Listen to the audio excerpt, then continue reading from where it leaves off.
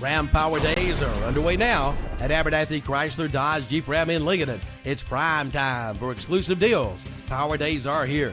Now get $1,500 bonus cash on all new 2023 Ram 2500 and 3500 models. But that's not all. Get $4,000 consumer cash on most new 2023 Ram 1500 models. Don't miss Ram Power Days. Underway now at Abernathy Chrysler Dodge Jeep Ram, 1442 East Main Street in Lincoln. Turner Hauser Insurance Group is excited to offer Medicare supplement plans, Medicare Advantage plans, and standalone drug plans. Open enrollment started October the 15th and will run through December the 7th. They are here to assist you in all your Medicare needs. Call them today at 704-732-9577 or stop by their office at 228 East Main Street in downtown Lincoln. Turner Hauser Insurance Group.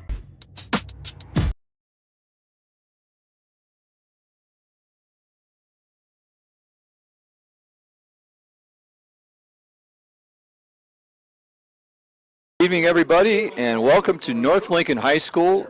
We have made it to the final weekend of the regular season.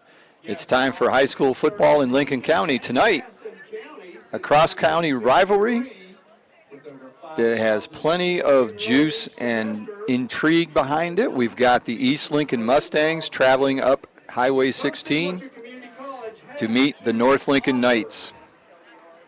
Good evening, everybody. I'm Dave Potter along with Scott Tudor, and we're here for what we hope will be a very exciting game, and it certainly should be an intense game. Yeah, like I said, both teams basically come in vying for that number 3 spot in the conference, but I think most importantly, that RPI within the 3A West, trying to get as close as they can to, I guess you would say 17 RPI to, hopefully something happens down the road where they can get a home game. So they're playing for a little bit more than just number 3 seed in the conference. Again, looking for the best seed they can get when they get ready for the 3A playoffs. Yeah, as we detailed last week, you've got the first 10 go to conference champions. The next 6 are automatic bids. So if you're third place in your conference, you're going to be on the road the first game. We were looking through it. We don't see any way that they can get to a home game in the first round. But if you're a 17, 18 to 20, we've seen them host games, and sometimes in the later rounds. I mean, you get upsets. You get a team like Parkwood that's, or whoever will take that 10th spot that's 1-7 or 1-8 or what they are, but they're the best 3A team in their conference. So you never know. The further up you are in the rankings, probably the easier game you're going to have on the road in the first round. So again, we're here tonight at North Lincoln for East Lincoln visiting North Lincoln. Across the county, they have Lincolnton at West Lincoln, so it's rivalry night in Lincoln County. I'm not going to try and say rivalry week because that never seems to – we've seen all the commercials where people try and say it, and after a while. You're listening to the Stadium pregame show brought to you by Full Throttle Power Sports of Lowell. And since we have 2 Lincoln County teams this week, we've got 2 Lincoln County coach interviews. We talked to both coaches, and we're going to start off tonight with a visiting coach, as we did last year in the same game. East Lincoln coach David Lubowitz will go up first. So we'll go to that interview now, and then we'll be back in a little bit. It'll be Lubowitz first, and then Coach Nick Basil of North Lincoln second, joining us on the Stadium pregame show. You're listening. First and 10. We in the trenches. You like the water cooler. You be on the benches. Think your team better, but they lack skill. First snap, I lay your backs in the backfield. Your quarterback scared, I see it in his eyes. Sent the receiver in motion, that's just a disguise. My linebackers, they stepping up. Clog a hole, no letting up. Taking on them big blocks on 4th down, we get big stops. My secondary is balling out. Your offense keeps stalling out. How many yards? Like none at all. Call the special teams, come punt the ball and it's gone. And you never see me fair catch. I get a block and then I'm gone like a Learjet. My helmet on, pass strap tight. My jersey shining in them Friday night lights. Win, we just came to win. We just came to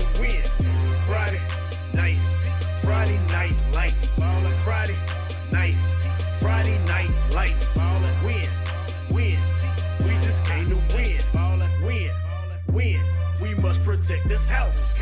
And now it's time for the Stadium pregame show brought to you by Full Throttle Power Sports of Lowell and the coaches interview. This week we'll have both coaches on as we have East playing at North, and we'll start out with a visiting team. Joining us is Coach David Lubowitz of the East Lincoln Mustangs. Coach, thanks for joining us. Hey, thanks for having me.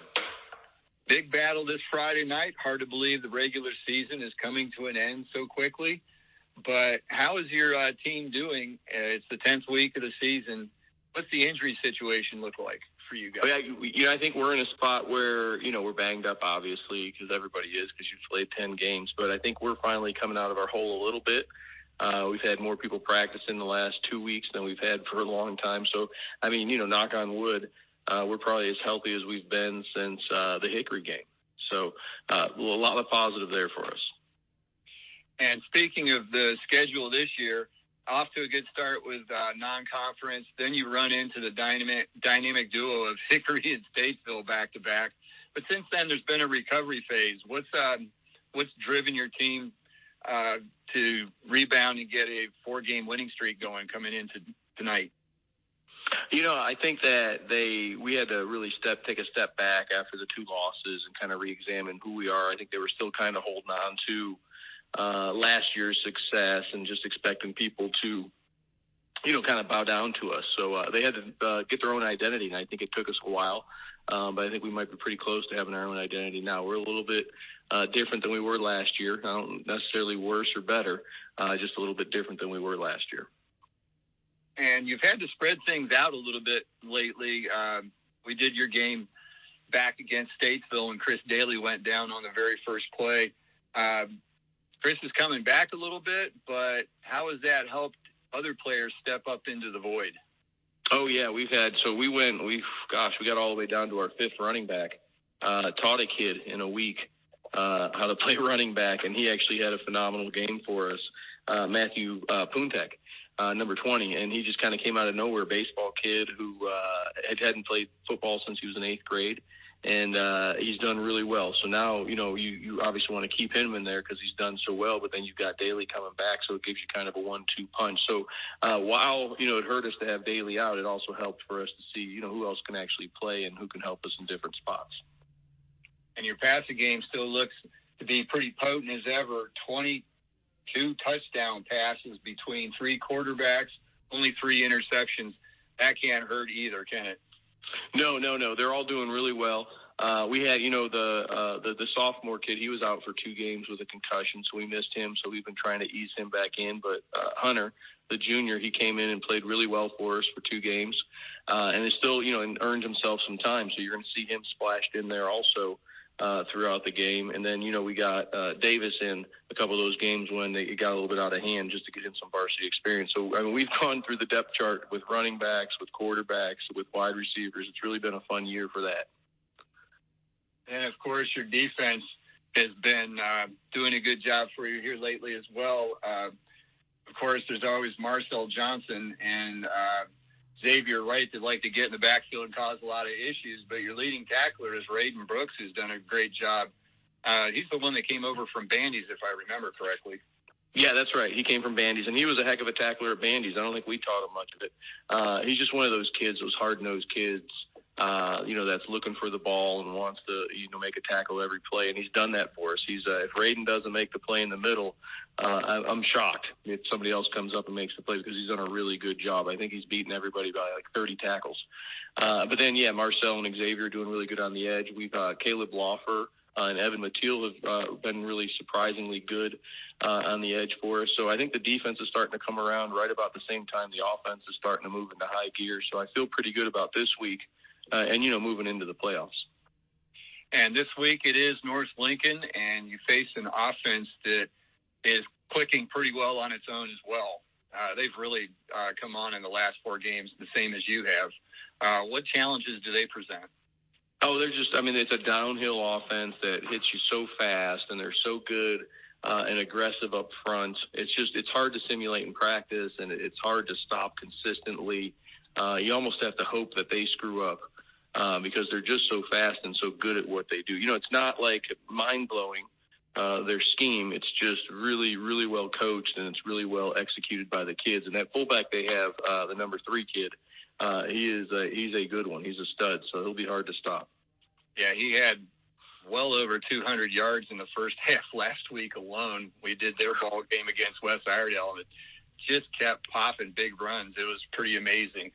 So we thank you for joining us on the Stadium pregame show. We look forward to a good battle tonight. And if you're just a football fan, this is one of those games that's great to come to. It should be really entertaining. All right, thank you, man. And now joining us on the Stadium pregame show is the coach of the host team in tonight's rivalry game, Coach Nick Basil of the North Lincoln Knights. Coach, thanks for taking some time joining us. Oh, glad to do it, Dave. Appreciate you having me. It's always good to have you on, and it's always good to have your team on a roll going into a rivalry game like this, isn't it? Yeah, it's better to be on a winning roll than it is a losing one, especially when you're going into this one. I hope this will give us a little momentum, but you never know. When East plays North, anything can happen anytime, and you throw the records out the window. We've got some pretty good records going into this. Both teams coming in with a 4-2 record in the conference, and this really is going to amount to a third place game here. You're playing tonight. Yeah, I mean that's honestly, the finish in the conference is important to us, but the seed in the playoffs is the more important thing, I guess.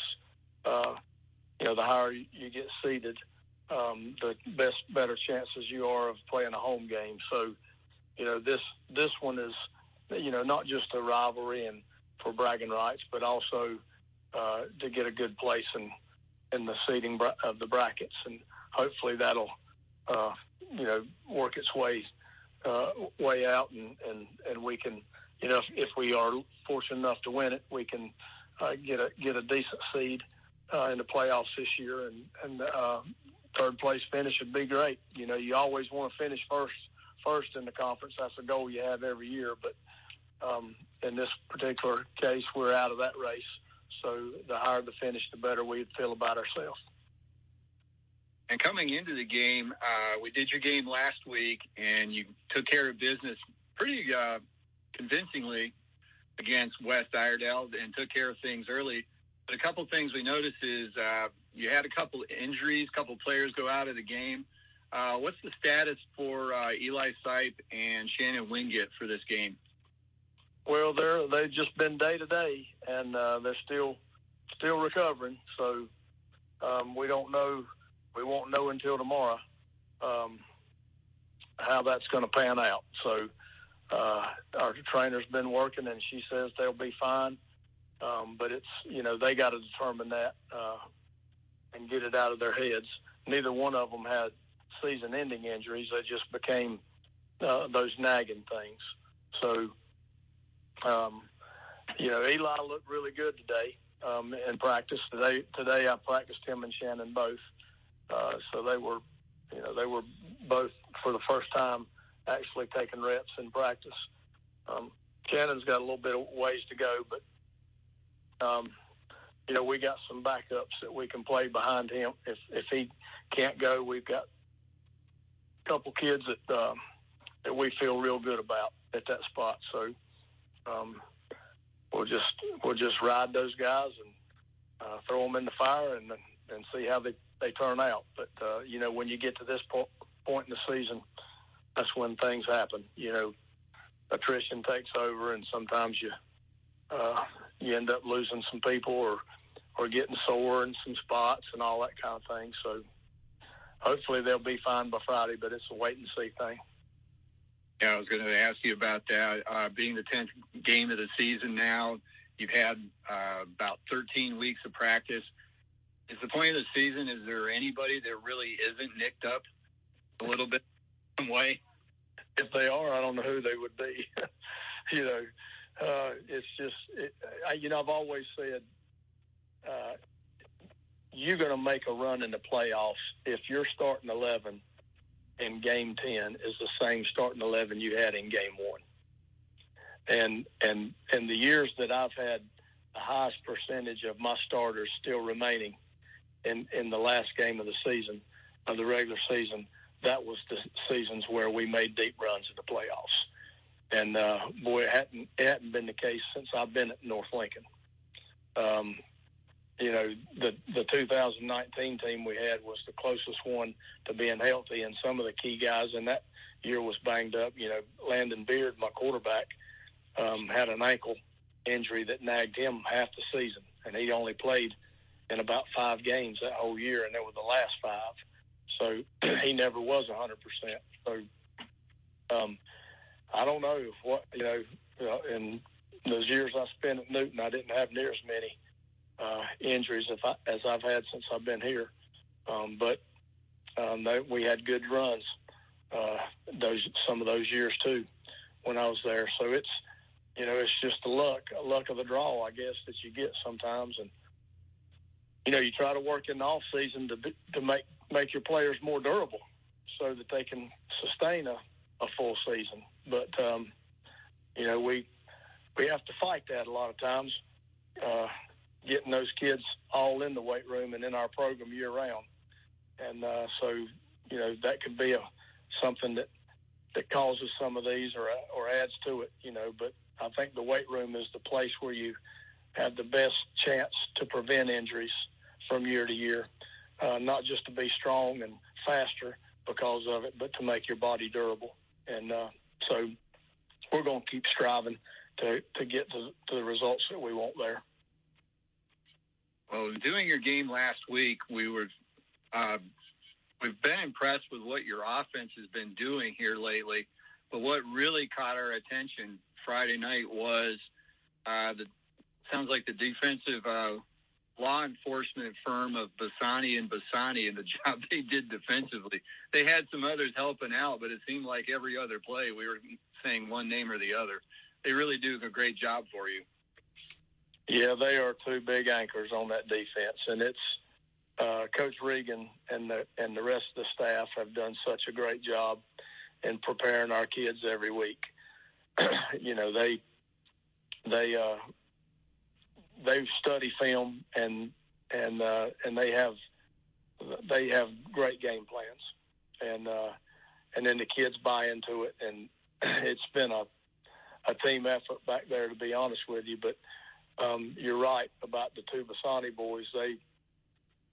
They complement each other and our defense so well. You know, Ryan he's in double figures in tackles every week, and those are legit stats too, because we take our tackles off the film. We don't have anybody to do defensive stats for us. Our defensive coordinator watches the film and charts all that stuff. So we know those are right, and I think he's probably up to around 165, 170 tackles right now in 9 games. And then Justin, you know, doggone it, he didn't even play defense last year. You know, we just felt like, well, I don't know if he can do it. He's 160 pounds, you know, and he's a defensive lineman. You know, we playing against people that are 280, 290 sometimes. And when you go to Statesville and some of these other ones, you're going to run it in West Lincoln, you're running into 300-plus pounders, you know, and if they want to just start pushing, physics takes over, you know, and so we just didn't think he was big enough and to play. But my gosh, you know, the boy went from 160 to 180, so he still ain't real big, but he plays a whole lot bigger than he is, and he's been one of the best defensive linemen we've had this year. So very proud of them and the guys that are around them make them better as well. Well, Coach, we thank you for joining us on the Stadium pregame show, and we're looking forward to a huge crowd on Friday night, or tonight rather, and hopefully a great game. Well, I'm sure it's going to be a great game, ever how it turns out. If you're a spectator who don't care who wins, this would be a good one just to watch, because you'd get to see a good football game. You know, East Lincoln is tough now. I'm telling you, they got skill everywhere, and they've got speed and athletes, and they're bigger than we are. So, you know, we're going to have our A game Friday to be able to play with them. But it'll be an emotional game, I'm sure, and everybody will be fired up and ready to go. So we'll see how it turns out. And, Coach, we thank you for joining us on the Stadium pregame show, as always brought to you by Full Throttle Power Sports of Lowell, and best of luck in the game tonight. Thank you, Dave. I appreciate it, man.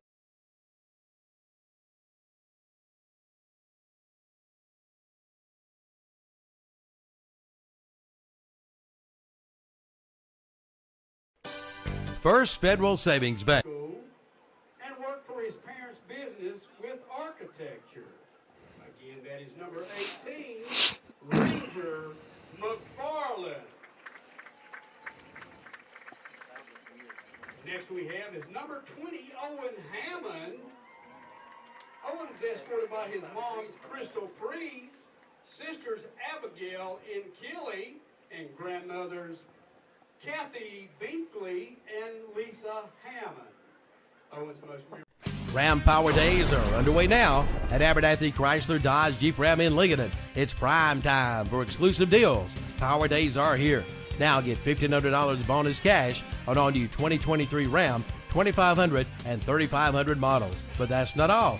Get $4,000 consumer cash on most new 2023 Ram 1500 models. Don't miss Ram Power Days. Underway now at Abernathy Chrysler Dodge Jeep Ram, 1442 East Main Street in Lincoln. Turner Hauser Insurance Group is excited to offer Medicare supplement plans, Medicare Advantage plans, and standalone drug plans. Open enrollment started October the 15th and will run through December the 7th. They are here to assist you in all your Medicare needs. Call them today at 704-732-9577 or stop by their office at 228 East Main Street in downtown Lincoln. Turner Hauser Insurance Group.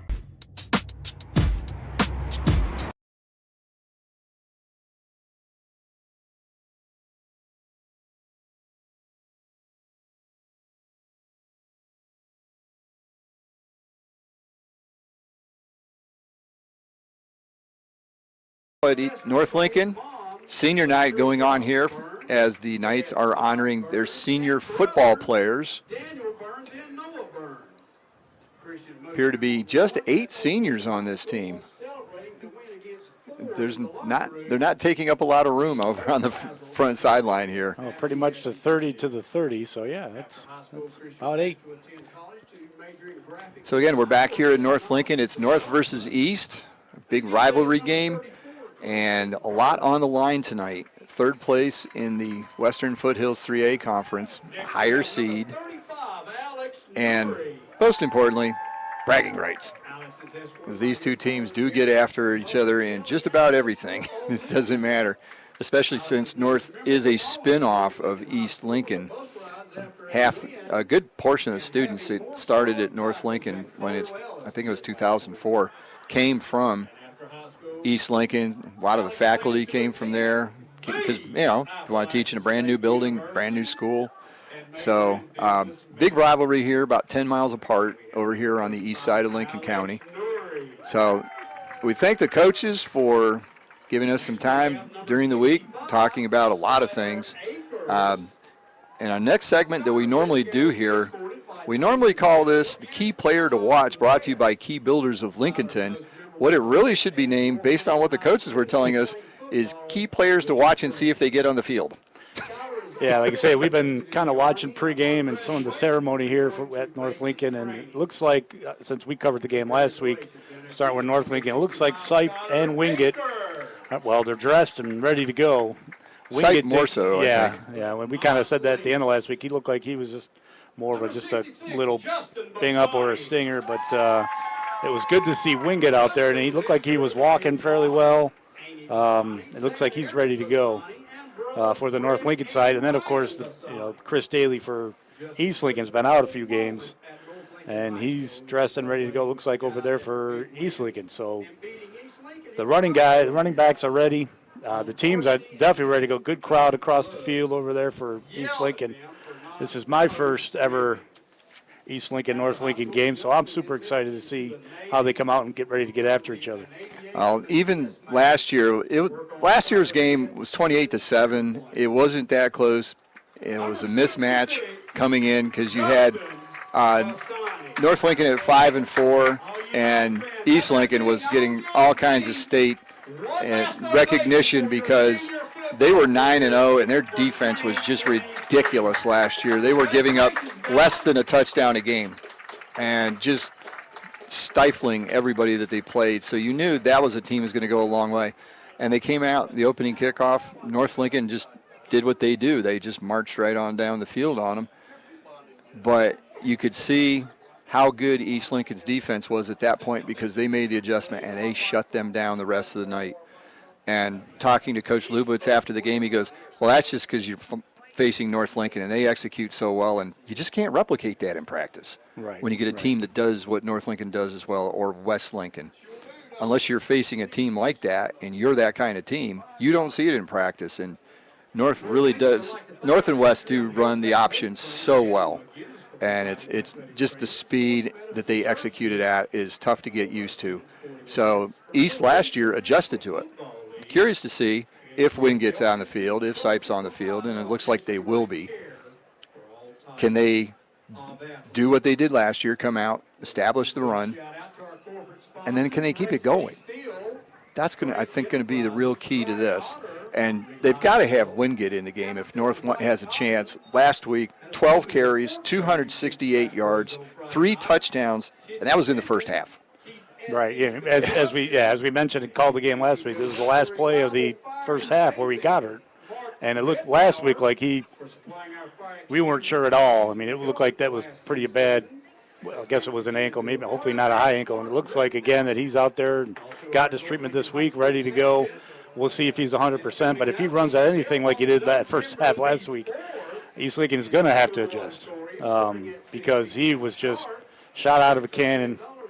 I mean, chunk yardage at a time was, averaging 30, 40 yards at one point or something. Oh, it was ridiculous. 67-yard run, 80-yard run. I mean, it was just it was what you want to put up on a film if you're a coach anywhere else and say, this is how you run the option and this is what it looks like when you do it well. And he dominated. He's up to 1,100 yards on the season on just 140 carries, so he's averaging over 8 yards a carry. And that's just some phenomenal. 17 touchdowns, so they have to have him. That will give them their best opportunity to win if he can come in and play and do what he normally does. And then also they would need Eli Sipe. If he's healthy, the way he runs that option is smooth execution, gets the ball to the right person, makes the right reads. That's going to be important for North Lincoln. And then for East Lincoln, of course, you mentioned Daly. And then another person that's been dinged up a little bit, Grant Lawless, the starting quarterback who transferred from Oklahoma to East Lincoln. And state of Oklahoma, not the University of Oklahoma, to make it sound like he went. You say that, and people start thinking, the Sooners? No, not the Sooners. But he transferred here, and he got the starting job in training camp. And he's missed parts of a couple games, I think is what Coach said, concussion syndrome and stuff. But he seems to be better. And then Hunter Bowling came in and did a good job behind him. Davis Beam, who I believe is the younger brother of Jackson Beam, freshman quarterback, he came in and went for 4 for 5. So pretty loaded quarterback room over there at East Lincoln. Yeah, well, when you got Shropshire and Roseboro to kind of throw to, as far as the passing game, that's those are good guys you want to get out in space, and that's kind of what they try to do. They try to get that ball out quick, get it to those playmakers, and when you can do that and let them, get in that space, get through with good speed, they're going to be tough to start. They're a little bit more of a two-headed monster with that passing game and the run game than North Lincoln. North Lincoln will surprise you. I'm not going to say they can because they get chunks at a time themselves. Big chunks, too. Yeah. I think we got about 20-something pretty much a play when they do complete a pass. Yeah, I think it shocks the other team. Yeah. Oh, my God, they're throwing. It's like, wait a minute, we came in to support the run. Oh, no. But it'll be interesting to see how defensively that they kind of try to match up with that speed on the outside. But I don't know. Like I say, I think if you look at, I think North Lincoln's lines kind of stand out a little bit more. Yeah, we're watching Chris Daly. He's messing around with that brace. He's got a brace or a sleeve or something over his right knee, and he's messing around with it out there. So tightening it up a little. Just doing something with it, but like I said, he's going to be one of those players we need to keep an eye on to see how effective he is going to be tonight. Then over on the defensive side of the ball, you've got some great players on both teams. We'll start off with the visitors. East Lincoln, Raiden Brooks, transfer from Bandy's for his senior year, came to East Lincoln, and he's their leading tackler. He's done a great job for them. Yeah, like I said, it's kind of interesting that they both have pretty similar types of defenses. You got Ryan Bassani on the other side at the middle linebacker, and you got Raiden Brooks on the defensive side for East Lincoln. And they got pretty good fronts up front with, of course, Justin Bassani with North Lincoln. And then you've got, a few guys there.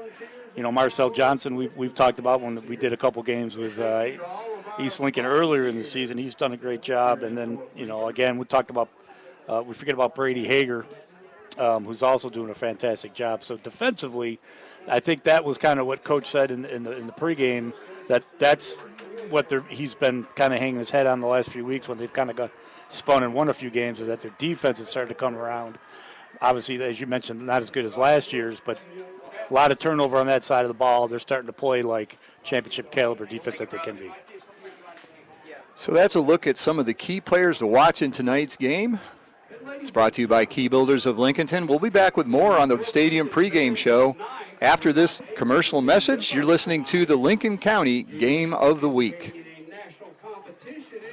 You can book your tee times online at the Glen Oaks Golf Course in Maiden. Just go online at glenoaksgolf.com. Pick out your tee time and book it.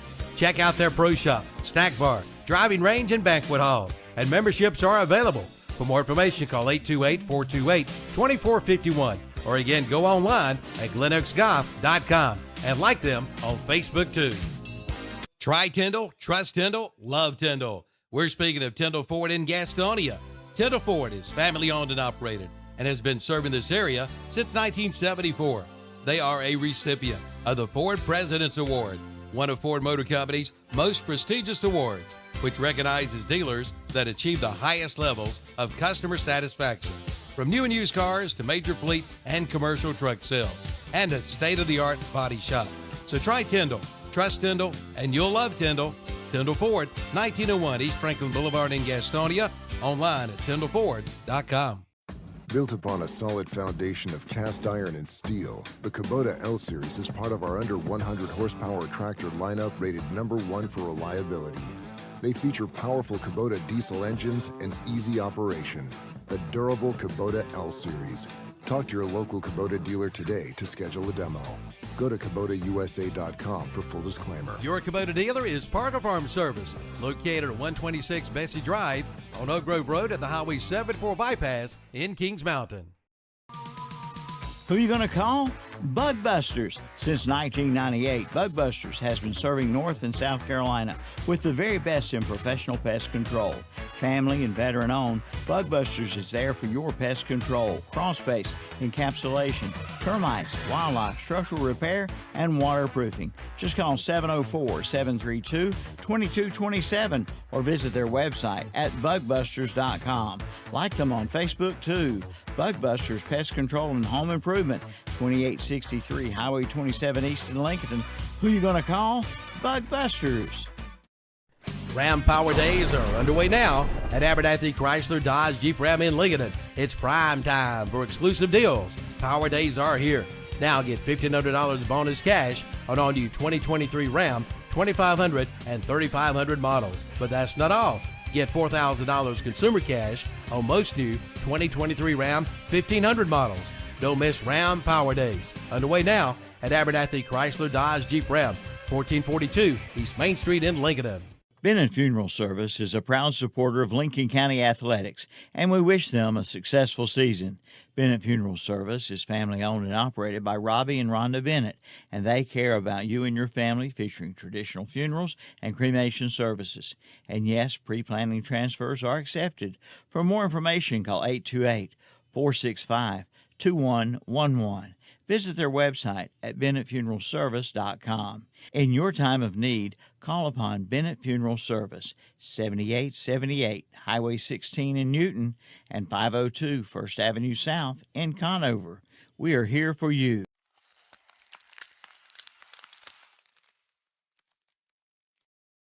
up in New Jersey for some competition. So the East Lincoln band came out, got out on the field, did the national anthem, did a fine job of it.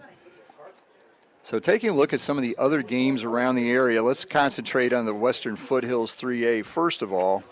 And this schedule looks like it was put together by some holiday basketball tournament committee, because really what you've got going on tonight is you've got a first-place game, Hickory and Statesville at 6-0. You've got a third-place game, North Lincoln and East Lincoln here.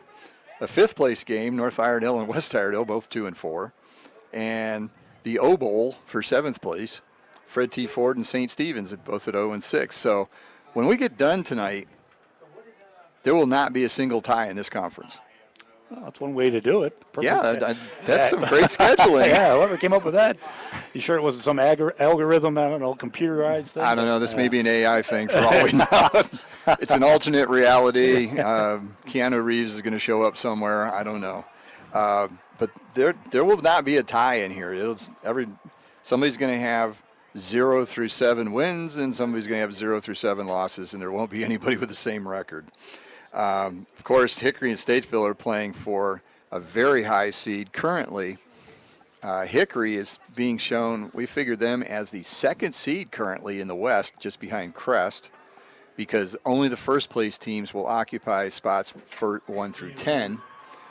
So the loser, let's see, Crest is playing Kings Mountain, correct? Yes, sir. So Kings Mountain, we've got it 11th now just because they're the second RPI. So based on that, if we figure Crest will win, then they will get the first seed. If Kings Mountain wins, they'll probably get the first seed. Those two powerhouse teams colliding. Game's at Kings Mountain tonight, correct? I believe that's correct. All right.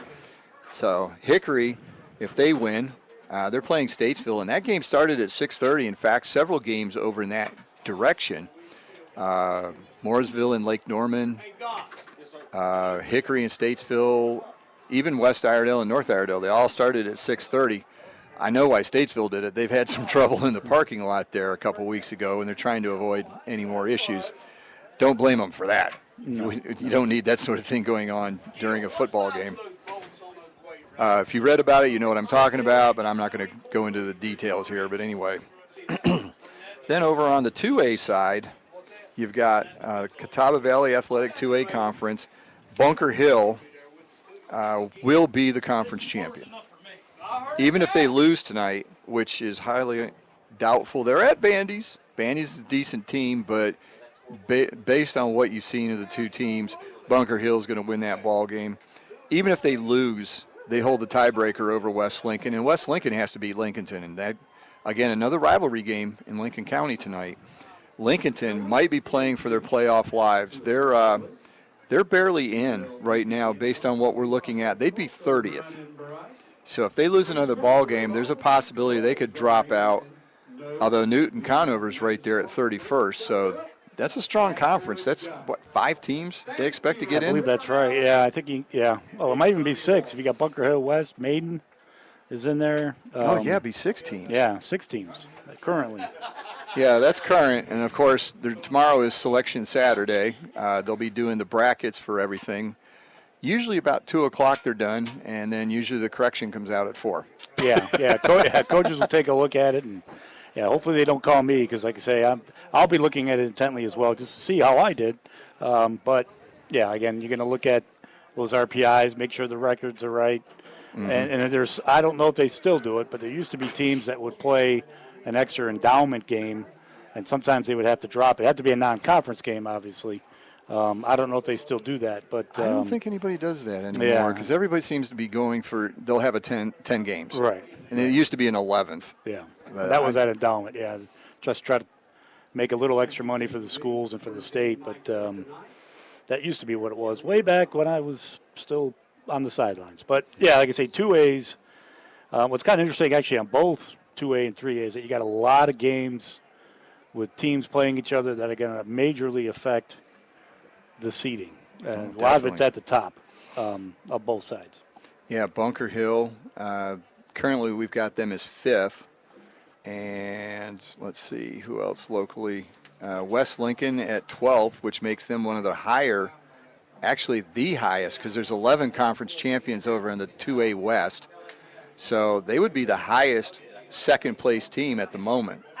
Let's see, then Maiden's at 19th. So once you get past West Lincoln and Bunker Hill, they're going to go on the road. Any team that gets in the playoffs will go on the road, and you can go a long way with that. I believe a couple years ago, a team that was seeded 23rd got all the way to the regional final. I forget if it was 3A or 4A or something like that, but just the way they do the seeding, you can have some pretty strong third-place teams, and they're going to be down there. And this side, 16 to 32. Right. Well, you're looking at Forest Hills, who's, I believe, playing. I don't know why I'm looking over there, and I got it written down over here. But their game tonight is against Monroe, if I remember. Monroe's number 3, and again, that's one of those playing for the conference championship, which would, in essence, flip those two. If Forest Hills was able to come out, and they would move from 16, still a home game, but obviously to number 3 or somewhere thereabouts. A couple and a few home playoff games. So, again, a little different on the 2A side where you got 11 conferences and then only 4 automatic second berths. place automatic berths. And so, again, there can be a lot of movement tonight. Yeah, there will be. So, we'll take Joe Lenardi's work here with a grain of salt because depending on the results, it could look totally different by the end of the night tonight. And then also Newton Conover's at Maiden. So it could be a little flip there as well because Maiden's 4-2, Newton Conover's 2-5, I believe. I've got 2-4, which means I didn't update that correct. Yeah, that's right, 2-4. So they might be able to jump or tie with Bandy's, and then another O-Bowl. East Burke at 0-6, West Caldwell at 0-6. West Caldwell just suffering through a miserable season. They're 0-9 overall. At least East Burke won a couple non-conference games. Yeah. But somebody over there is at least going to end their season on a high note. Same with Ford and St. Stephen's. Somebody is going to win. So the captains are getting ready to come out on the field. We'll take another short timeout here on the Stadium Pregame Show, brought to you by Full Throttle Power Sports of Lowell. You're listening to the Lincoln County Game of the Week. We'll be back in about 75 seconds. You can book your tee times online at the Glen Oaks Golf Course in Maiden. Just go online at glenoaksgolf.com. Pick out your tee time and book it. Check out their pro shop, snack bar, driving range, and banquet hall. And memberships are available. For more information, call 828-428-2451. Or again, go online at glenoaksgolf.com and like them on Facebook too. Who are you going to call? Bug Busters. Since 1998, Bug Busters has been serving North and South Carolina with the very best in professional pest control. Family and veteran owned, Bug Busters is there for your pest control, crawl space, encapsulation, termites, wildlife, structural repair, and waterproofing. Just call 704-732-2227 or visit their website at bugbusters.com. Like them on Facebook too. Bug Busters Pest Control and Home Improvement, 2863 Highway 27 East in Lincoln. Who you going to call? Bug Busters.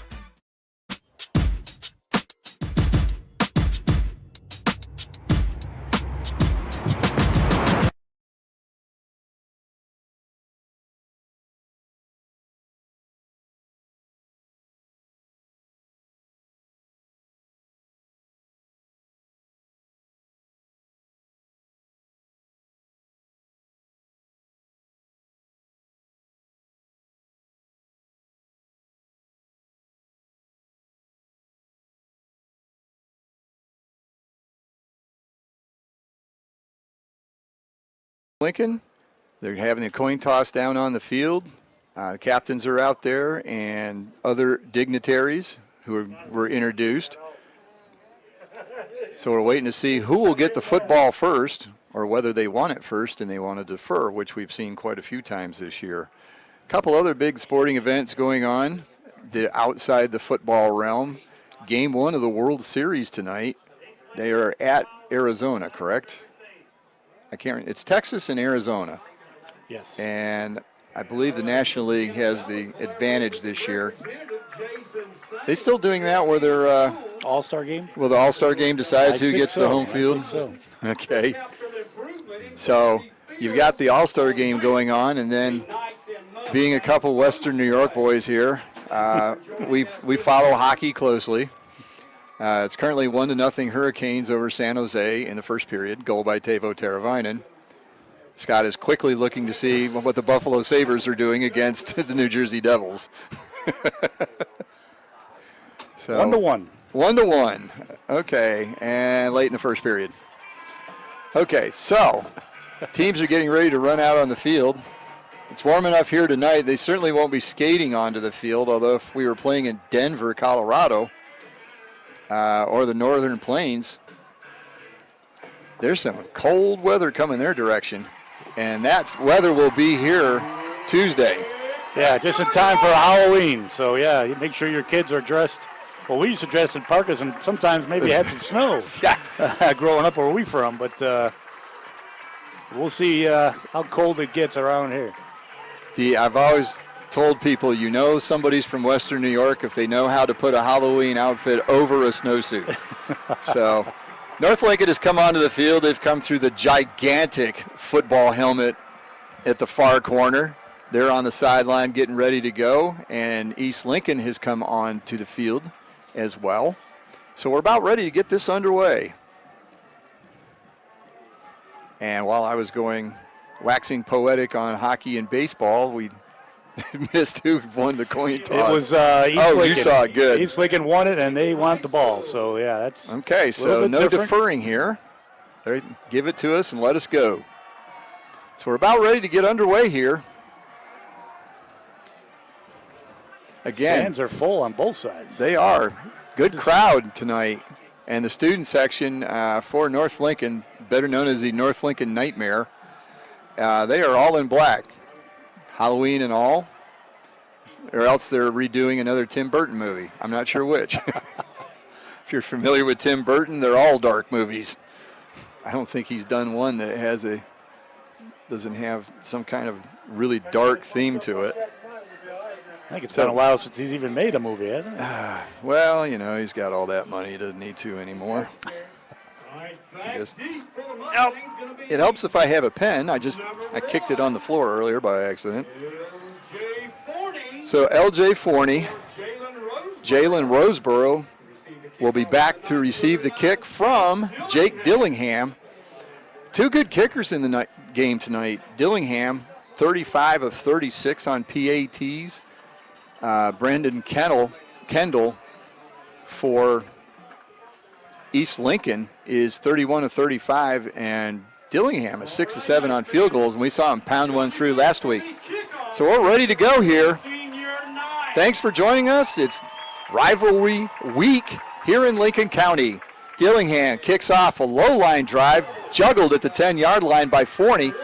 Forney goes over the right side, gets past one guy, fumble. Ball's on the field, and it's recovered by North Lincoln. So L.J. Forney gets it out over the 30, coughs it up. And Cade Sturgill appears to be the one to fall on the football, number 15. So the Knights get the first turnover of the game. So much for winning the coin toss. Well, if you remember from last week, North Lincoln won the coin toss, deferred it, and it was the second or third play they got the pick six. Third six. So they're good when they kick off to start a game. Yeah, they got interception by Tanner Ayers, picked it off at about the 20-yard line and walked right into the end zone. Great field position for North Lincoln. Their normal formation. Handoff up the middle. Gets across the 30, gets down to about the 26-yard line. Ball was carried, looked to be by Ranger McFarland, number 18. I got to change my sheets here. I had East on top. Yeah, I was ready for the blue sheet there on defense for North Lincoln. Same here. Had to flip. But a good gain there. Again, just pretty similar to what they did last week with Wingate. Just a little off tackle. Hand off to McFarland again up the middle. He's got close to the first down, and he will have it. Goes over the right side. And it'll be a Turner Hauser Insurance first down for the Knights as he gets down to the 21-yard line. Yeah, we kind of talked about, in the trenches, we'll wait and see. And they're both very good. And North Lincoln's been doing a fantastic job on both sides of the ball. And so that was just, again, little option left to start, little option right, and then Turner Hauser first down. I'm sorry, White. Yeah, Turner Hauser. Yes. It's been a while since I gave a plug, so here we go. Handoff, it's Agee up the middle. Nope. Sipe kept it. Fooled the announcer. You can fool the announcer and the defense. Sipe keeps it, goes around the right side, and he gets down to the 12-yard line. Gain of 9. It'll be just short. Yeah, we were talking about hopefully Sipe was playing tonight, and because he does such a great job pulling it when he needs to, pitching it when he needs to, and that was just a great play there and great decision by Sipe to get 9 yards. So second and short, 1 yard to go. Already in the red zone. Pitch goes out to Tyler Donahue. He slips a little bit, manages to move forward. I believe he got back to the line of scrimmage. What's fun to watch with the North Lincoln offense is the ball can be going the other way, but the defenders on the far side are still engaged with blocks and everything just because they don't know where the ball is. And half the time we don't either. So it turns out McFarland stumbled far enough to get the first down, so it'll be 1st and 10 at the 11-yard line. Yeah, it looks like the yard marker was just on this side of the hash, 50-yard of the hash, and then the ball was on the other side of the hash, just enough for a first down. So 1st and 10 at the 11. They can get a first down. Handoff up the middle. It's Agee. Good blocking over the right side. He gets down to the 5-yard line, gain of 6. Yeah, running hard again. Just good job, good explosion off the ball by the offensive line for the North Lincoln Knights. And to get 6 yards, we always talk about 4, 5, and 6. You get those every yard, every time, you're going to stay ahead of the chains. And this week, the play clock is working here at North Lincoln. They weren't working last week, but they are this week, so that's helpful. Takes all the guesswork out of it for the offenses. Sipe, hands off. Not much there. East Lincoln's defense charges in.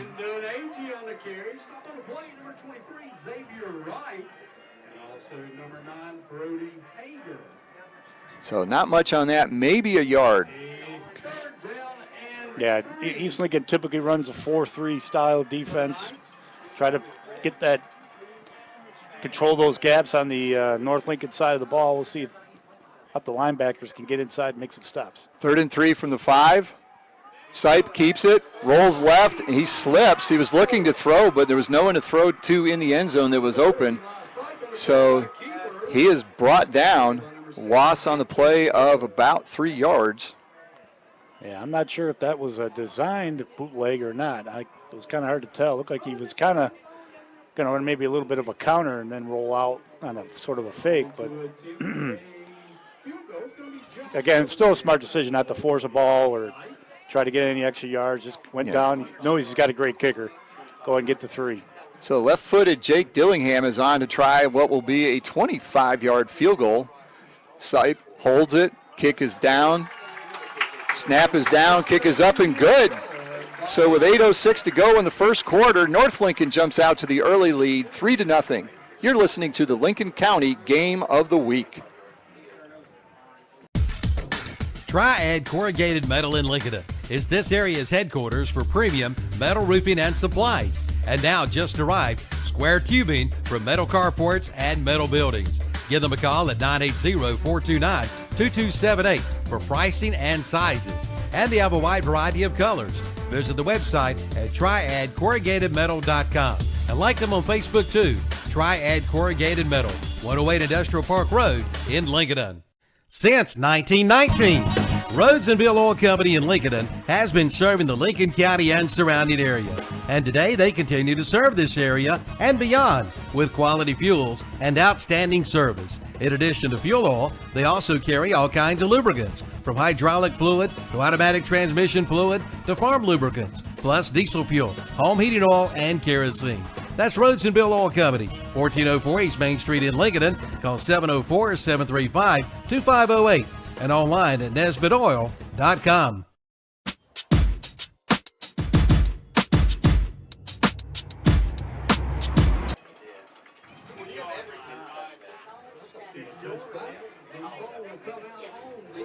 This time, East Lincoln will get to keep the ball. Jake Dillingham kicked a line drive that was bobbled at the 5-yard line and bounced into the end zone, so it'll be a touchback. And East Lincoln will get the ball for the first time now at their own 20-yard line, trailing 3-0.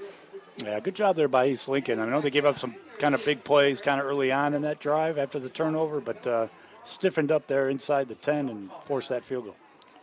Clash of styles here. East Lincoln with 4 wide receivers. Wallace back to pass, throws quick over the middle. It's caught and fumbled. Are they going to call this a reception?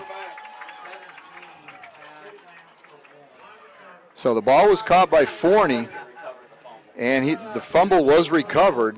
So it'll be a completion, but gain for about 2 yards. So it was recovered by Beam, Jackson Beam, the slot receiver. And it'll be 2nd and 8 after all that excitement. 2 times the ball's been on the ground already. Hand off to Daly. Daly is in the ball game. And he gets tied up in the middle. Gets a couple yards. Actually about 3.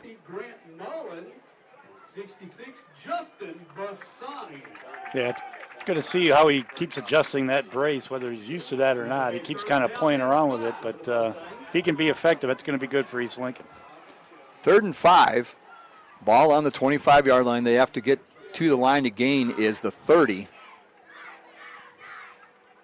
Again, 4 wide receivers. Forney goes in motion towards the far sideline, almost like Wallace in the backfield, gets wrapped up, gets the ball away, so I think it'll be an incomplete pass. But good pressure by North Lincoln there. Yeah, that's Grant Mullen there, excuse me, on the defensive line. Again, between him and Bassani, they do a fantastic job clogging that middle, getting penetration, and being disciplined there and wrapping up quarterback Lawless. And Lawless was good to just get rid of that ball before he took a sack. So a 3 and out for the Mustang, and they'll have to kick it away. Hampton Good should be the punter. And he's a fake. He keeps it. He's going to get a first down. He gets out over the 30-yard line, gets upended, but he did get to the 32. Mustangs pulling out the stops already. It looked like it was going to be a 3 and out, but a good run there by Hampton Good from the punt formation. Wow, that's a bold call by Coach Lubowitz there. I mean, deep inside your territory. And to call a fake punt, it wasn't like it was, short yards. They had 5 to go, and he only got 6. So it'll be a Turner Hauser Insurance first down on the fake, and it'll be the ball stays with the Mustangs at the 31-yard line. Wallace, low snap. He's back in the pocket, gets flushed out, looking downfield, flips it, tries to flip it to Chris Daly out in the flat. Kind of a backhand motion there, flipped it over his head and out of bounds, so that'll be incomplete. Like I said, we talked about Mullins and Bassani, Justin Bassani for North Lincoln, and they were relentless, got through that line, was able to penetrate, and again, just a little like Mahomes-like kind of move there, just to flip it out, just improvising, but incomplete.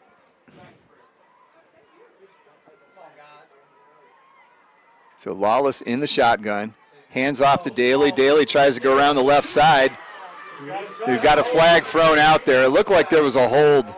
I think they got the second hold because when he got past the first defender, looked like he was being held pretty well. But they will call a holding penalty on East Lincoln. Yeah, I thought it was maybe Jalen Roseborough out here as wide receiver. They usually do a fantastic job blocking. But sometimes when you don't know which way the running back's going to go, you kind of get turned around and you just reach out and hold. And that's, I think, what was called there on East Lincoln. So the flag lands at the 39-yard line. And they'll mark off 10 yards.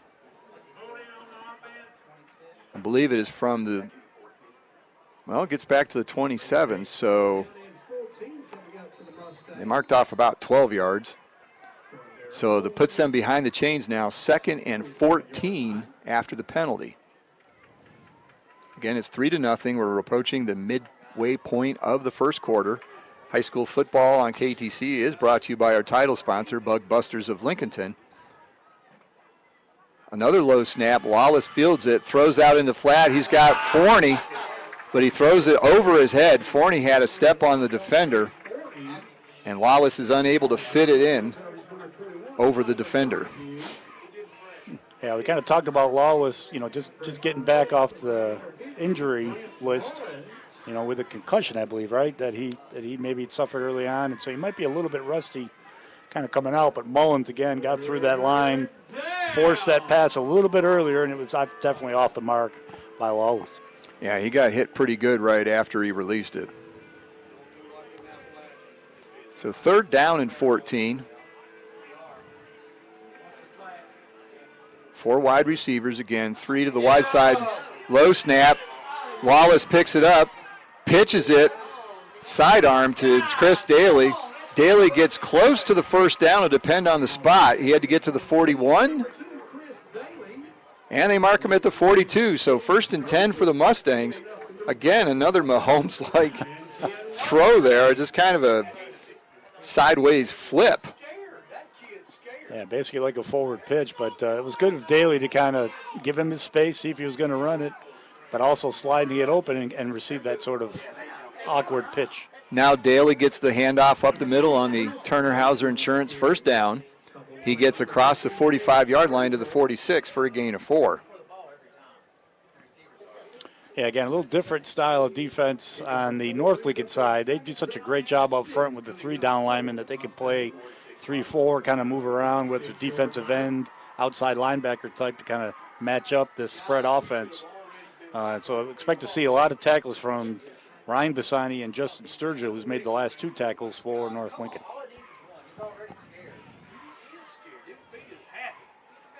Daly in the backfield. Quick throw out to the side. It's dropped.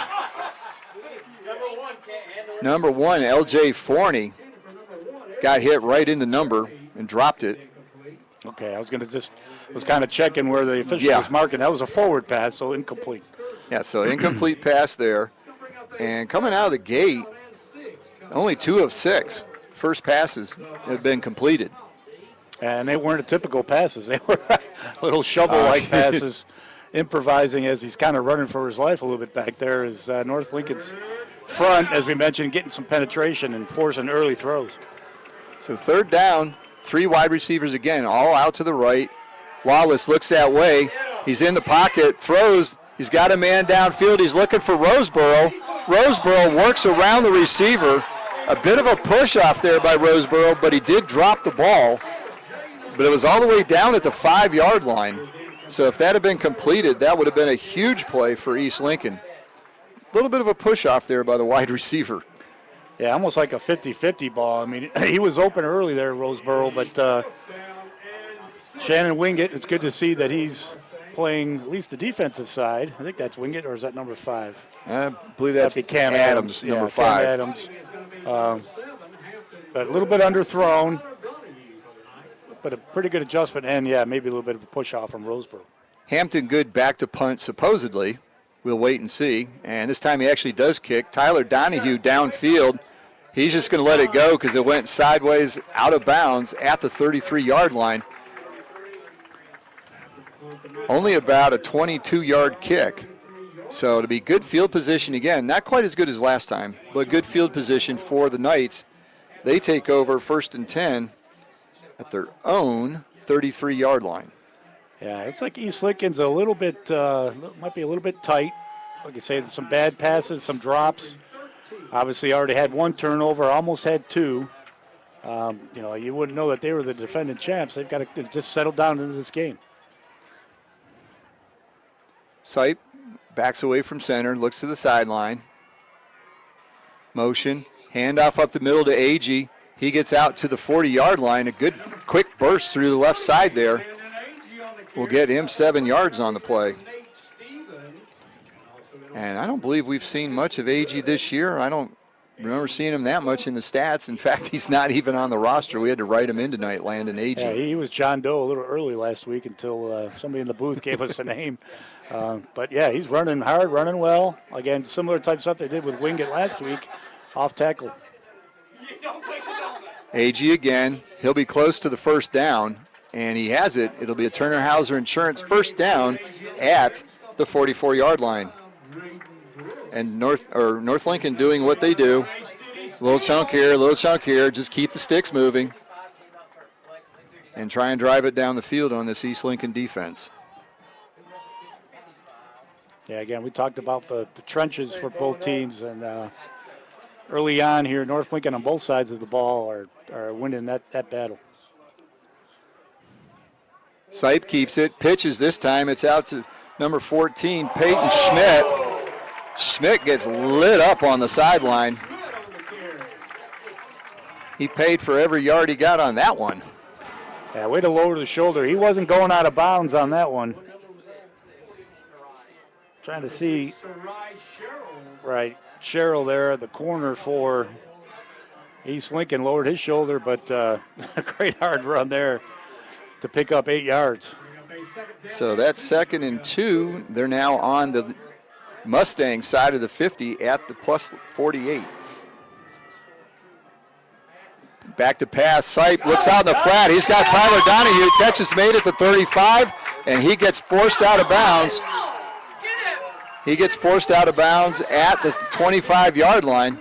For a second there, I thought that Braylon Smith was going to do a WWE body slam, but then he put him back on his feet, not on his back. Good control there because, it looked like he was wanting to throw him down. But we mentioned, keep an eye on that little pass game that North Lincoln runs because they get huge yards when they complete passes.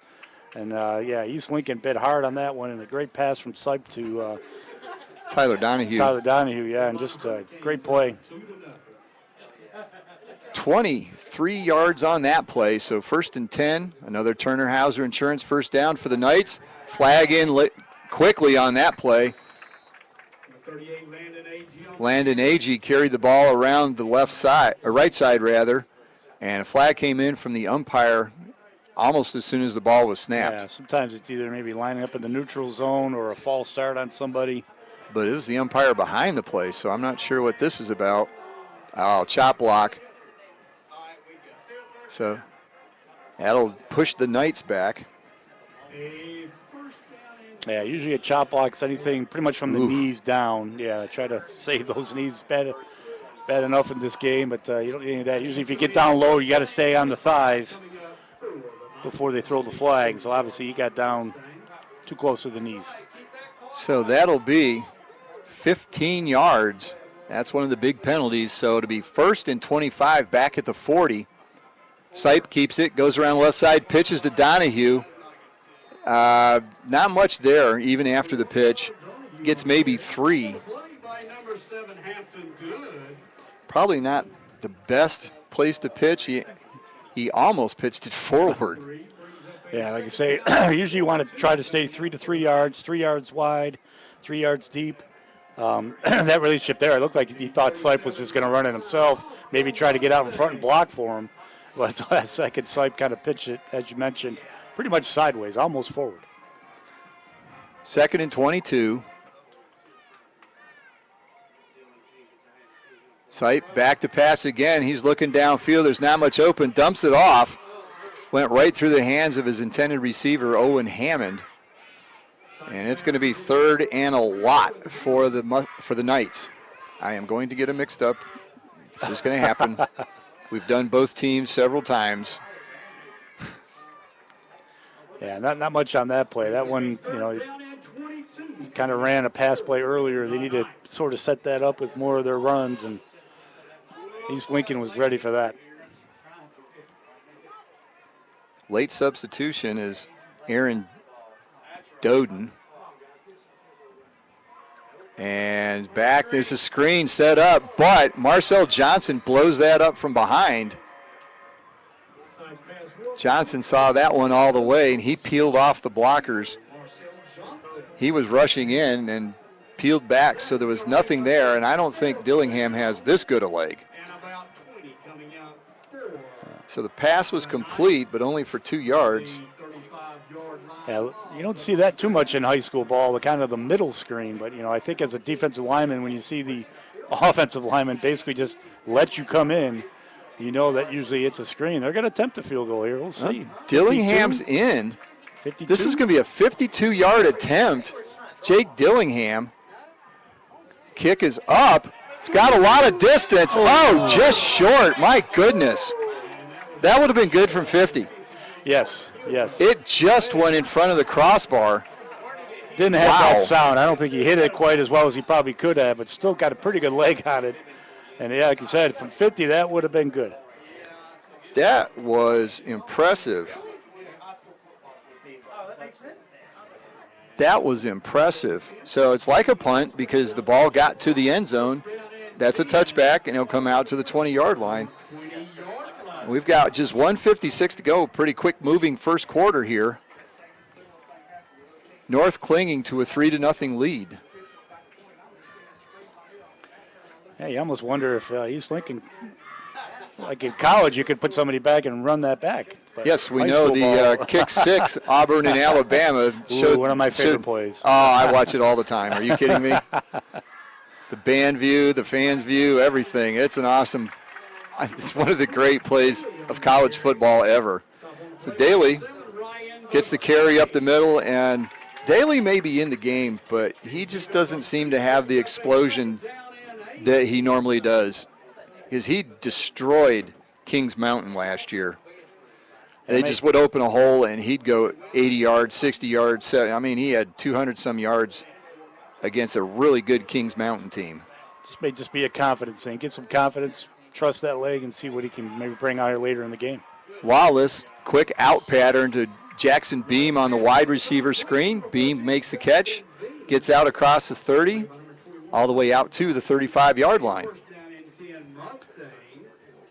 Yeah, that's pretty much one of East Lincoln's bread and butter plays. Again, we mentioned just get that ball out to their playmakers in space, let those receivers block, find a hole, and get the first down. And it was actually a pass behind the line of scrimmage, but Beam has blockers in front, makes a guy miss, and he gets 15 yards. Turner Hauser Insurance first down. Lawless looks, busted play there. He was looking to throw it quick, looked over, didn't like what he saw, so he kept it, goes up the middle, and gains a couple yards. And then the wide receivers on the other side are all pointing over the sideline like, what? Yeah, usually you don't put that many receivers on the short side of the field. Obviously, the hashes in high school and in college are a little wider, so that's definitely the short side of the field. Not much room to operate. He was looking to somebody to his right. Just, a mass of humanity over there. Didn't have anybody. Just was able to get a couple yards on that. And we're down to 25 seconds in the first quarter. This should be the last play. Play clock at 5. And now the fact that they have reset the play clock, will East Lincoln run another play?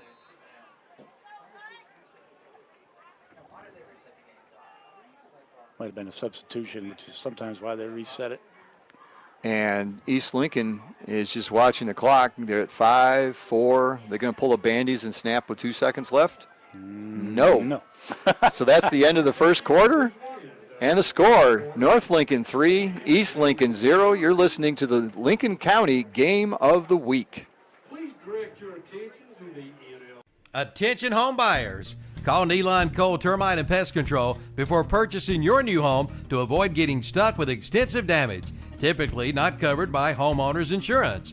Neeline Cole Termite and Pest Control will inspect your home for prior or present wood-destroying insects and moisture. Call Neeline Cole Termite and Pest Control today to schedule your free estimate at 1-800-7-THE-WEB and receive $25 off any new service from Neeline Cole Termite and Pest Control. How would you like 2 years of free maintenance on your new heating and air conditioning system? Of course you would. And now you can get it from Rye Heating and Air Conditioning. With the purchase and installation of a qualifying system, you get 2 years of free maintenance. But hurry, offer ends soon. But that's not all. Buy a repair or maintenance plan and get a free diagnostic. That's up to a $79.99 value. Call Rye Heating and Air Conditioning for more information at 980-452-7172. Online at ryeheatingandair.com.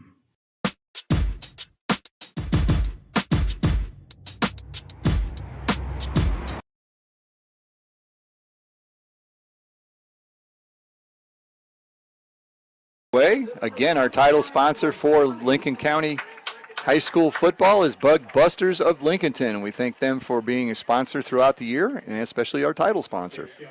First play of the second quarter, Chris Daly takes the ball, and he actually looked fairly good. Looked more like himself going through the left side. He got 8 yards, but holding. So maybe that's why he looked so good. The lineman helped him out. And that'll be another 10-yard penalty on the Mustangs. Yeah, like I say, I think if he just gets a little confidence, making some cuts, making some plays, that'll just keep growing. We'll see how he's able to finish the game. Quick out. It's Jackson Beam. He's got blockers out in front. And he gets out to the 34-yard line.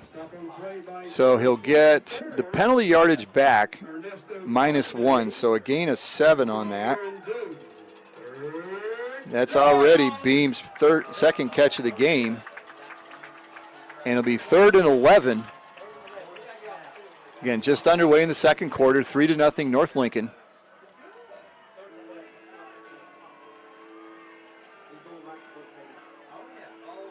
Three wide receivers, again, to the wide side, not the short side this time. Play clock down to 5.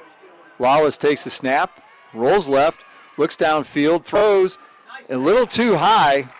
He had Beam out there near the sideline, 2 Knights nearby, but had 2 guys running free. That rollout, especially to his left, I don't think he could have made the throws.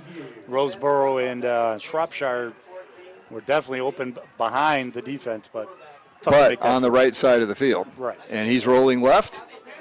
There aren't too many players even in the NFL that can make that throw, let alone high school. So Hampton Good will be on to punt. It'll be his second punt if he kicks it. And the kick's up and away. Tyler Donahue calls for a fair catch at the 36-yard line. And so the defenses have really stood the test here so far tonight. They've done a good job. No one's really gotten anything going. It was the turnover that got North Lincoln to 3 points. Yeah, I mean, if anybody's done anything, it's been the North Lincoln. Couple big runs, obviously that one big pass play, but defense is stiffening up as we go forward.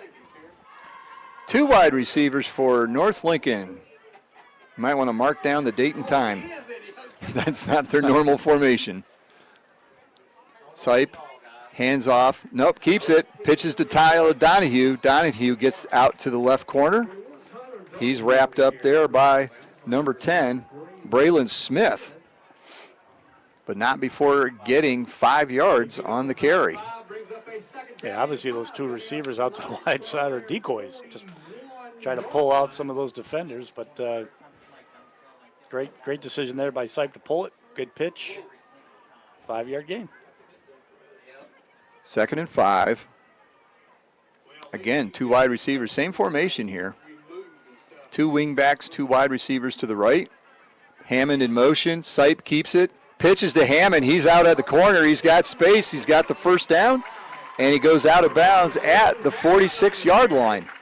So another Turner Hauser Insurance first down for the Knights. Interesting there is that Wingate is in at the fullback. So I think that they saw 3 come in, that they all kind of jumped on him and was able to, Sipe was able to keep that ball, pitch it out to Donahue, or Hammond rather, and get a big play there and a first down. It's good to see Wingate back in the game here. So gain of 13 on that play. And they're on the 47-yard line of the Mustangs. Now he's got AG up the middle. He gets about 5 yards before he's bent backwards. And a carry for Wingate. So I guess he got loosened up a little bit on defense. Now feels pretty good. Passed the test, and now they'll pass him the ball. Yeah, a lot like Daly. Yeah, just got to get out there, get some confidence. Obviously, East Lincoln is doing it with Daly at the running back position, but, now he's hobbling off here. Oh, boy. Yeah, he got 7 yards on that play, but he kind of skipped, and he's not happy. Helmet comes off, handoff, looked to be AG. He's going to be a little short of the first down.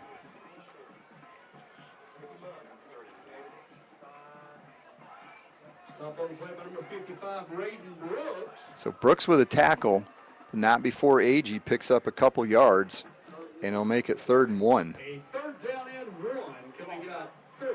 And Wingate trying to walk it off here on the sideline doesn't look good. That kind of looks almost like last week. Yeah, it does. I mean, he just went to the ground trying to stretch it off here. Handoff. It'll be a 1st down. Agee gets over the 35-yard line, but a flag comes in late.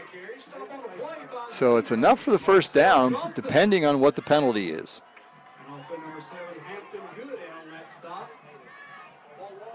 It was kind of on the backside of the play. I was thinking maybe it was possibly the holding area or another chop. Another block below the waist on North Lincoln.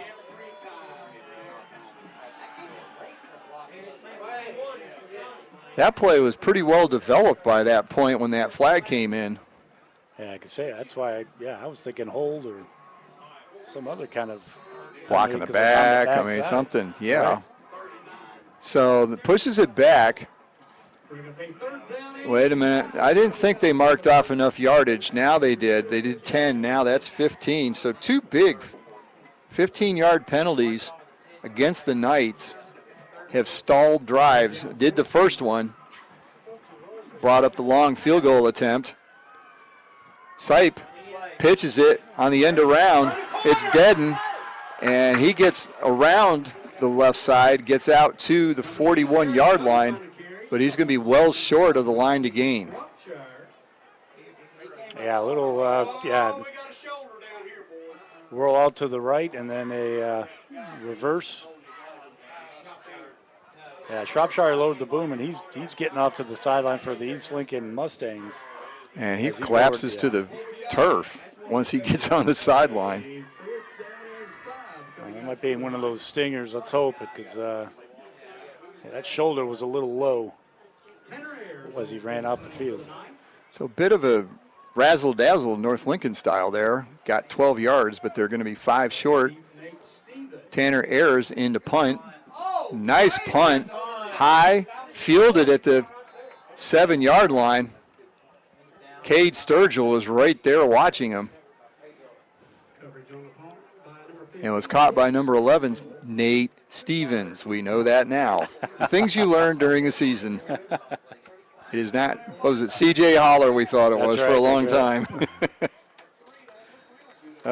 We have quite the blooper reel this year, folks. I'm out north, and that's one of our other issues. I've got that marked now on the sheet. They're getting all of our highlights. highlights. Out for the North Lincoln Knights. So we'll be back with more on KTC Broadcasting in the Lincoln County Game of the Week after this. First Federal Savings Bank. They've been serving Lincoln County and the surrounding counties since 1940. If you're looking to build your dream home, purchase a new home, or buy land, they have the products and services for you. At First Federal Savings Bank, they want to get to know you by name and build a relationship for generations to come. Give them a call at 704-735-0416 or visit the website at ffsb-nc.com. Member FDIC and equal housing lender. Sooner or later, everyone wants to make their home dreams a reality. I'm sure you've seen the television shows and flipped through magazines and you know what you want. Or then again, maybe you're not sure. You know that you want something different and something better. Get started today by contacting the building professionals at Key Builders in Lincoln. Visit the website at keybuildersnc.com and check out their mini floor plans. There's one there for you and your family. Key Builders, locally owned and operated at 1459 North Aspen Street in Lincoln. See the page at whatsupshopper.com and like them on Facebook too.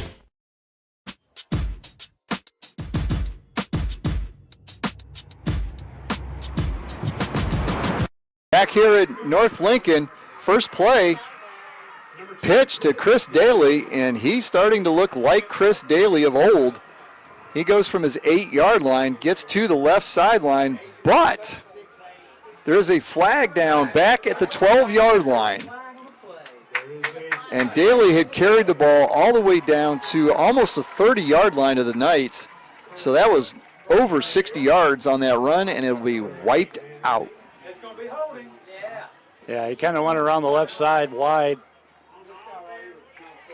And we've seen that already once, I believe, from East Lincoln, those holding when they get wide. So that's number 2. That one. That's a huge penalty. Devastating. So that should be about half the distance, I would imagine. Here we go with a walk-off. Oh, guess who the hold was on?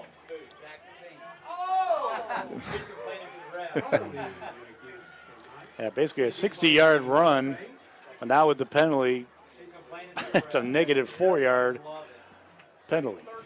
So they get 4 yards on the penalty, half the distance, and now we've got a flag before the play even starts. Sideline warning. Sideline warning on North Lincoln. I'm not sure why. They all seem to be back where they should be.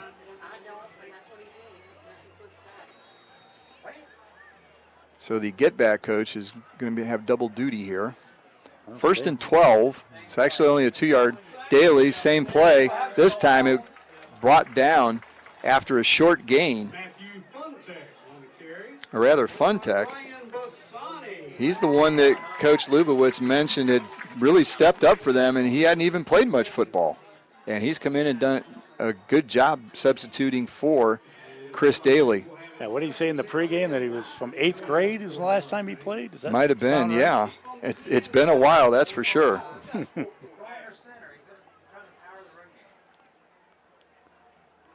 Lawless, hands off. And no, he keeps it. On the fake, he kept the ball, rolled out to his left, and got submarined. So he'll be tackled for a loss. That'll be a sack for North Lincoln. I want to see what the penalty is if we got an offensive lineman down for East Lincoln. Is there a flag? I think it's just an injury timeout. Okay. We've got a loss on the play of 1 yard when all is said and done. So we'll have 3rd and 15, but they're attending to a player on the field. We'll take another quick timeout here. You're listening to the Lincoln County Game of the Week. It's a Buick GMC fall sale at Abernathy Chevrolet Buick GMC in Lincoln. Take $2,000 off the new Buick Encore GX and the Buick Envision, and take $4,000 off the Buick Enclaves. But that's not all. Take $2,500 off the GMC Terrain and $3,000 off the new GMC Acadia. Plus big savings on the remaining new Chevrolets with new models arriving every day. At Abernathy Chevrolet Buick GMC, 1445 East Main Street in Lincoln. Where you get your tag does make a difference. At the North Carolina DMV Tag Office in Lincoln, they want to make sure your tag purchase experience is a pleasant one. They're located at 2683 East Main Street in Lincoln in the Carolina Shopping Center. It's big and spacious, and they have plenty of attendants to help serve you. They want to get you in and out as fast as possible.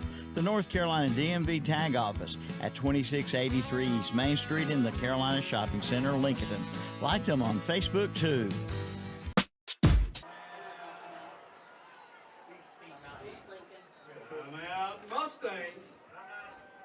We'll stay here.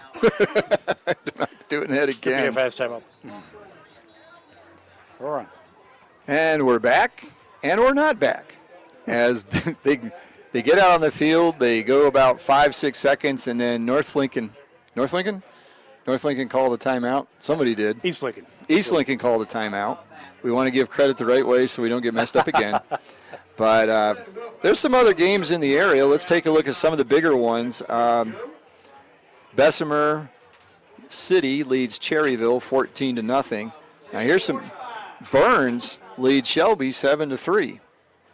I mean, you know how Shelby is. You usually figure they're going to be rolling by this point in the season, but Burns doing a good job there. And that's one of those games that for the conference championship. And another one, Crest 13, Kings Mountain 0. So Crest has the upper hand there. Over on the west side of the county, West Lincoln 6, Lincolnton 0. West needs to get out a little further ahead because we know how Lincolnton comes on late in the game, second half especially. And Bunker Hill and Bandy 7-7. So there's some tight ball games around the area tonight. And it'll be 3rd and 15. Mustangs at their own 3. Lawless back in the end zone, looks to throw. He's back a long time, And he is hit. Is he hit in the end zone? There is no receiver that I can see near it. If he's hit in the end zone and it's grounding, that would be a safety. Yeah, I got to say, he's outside the tackle. The ball did get to the line of scrimmage, but no receiver in the area. So I think he's safe. I think he's okay. Other than the fact that it's 4th and 15. And Hampton Good will be punting from just in front of the end line. You got to watch out for a bad snap here, or stepping on the back line. And they've only got 10 men on the field. Play clock's at 5. And they get the snap off just in time. He almost stepped on the back line. Punts away. Tyler Donahue calls for a fair catch. So the Knights will have great field position at the Mustang 35-yard line.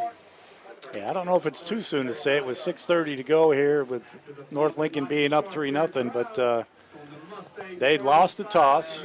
They will receive the ball beginning the second half. So if they can get some kind of points here, depending on how fast it is, whether or not they do the little back-to-back. But it's probably too much time left on the clock in the first half here for that. Although they can grind it out, but no one's been able to grind out much tonight. Not much at all tonight.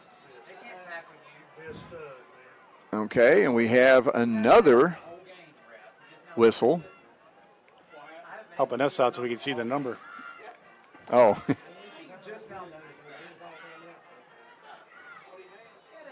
And clock is being wound again. Play clock is going. First down. Agee's got it. Goes over the right side. Gets a few yards, but then he's shoved back.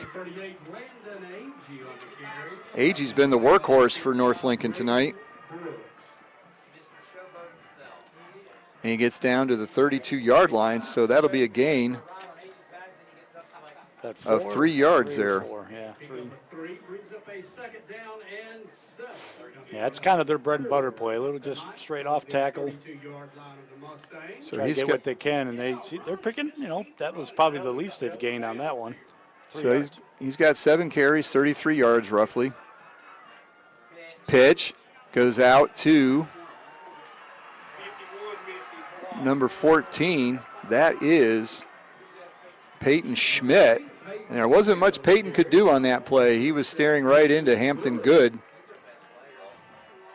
And he loses a couple on that one. Yeah, one of the things you want to do against an option team is take away the dive if you can.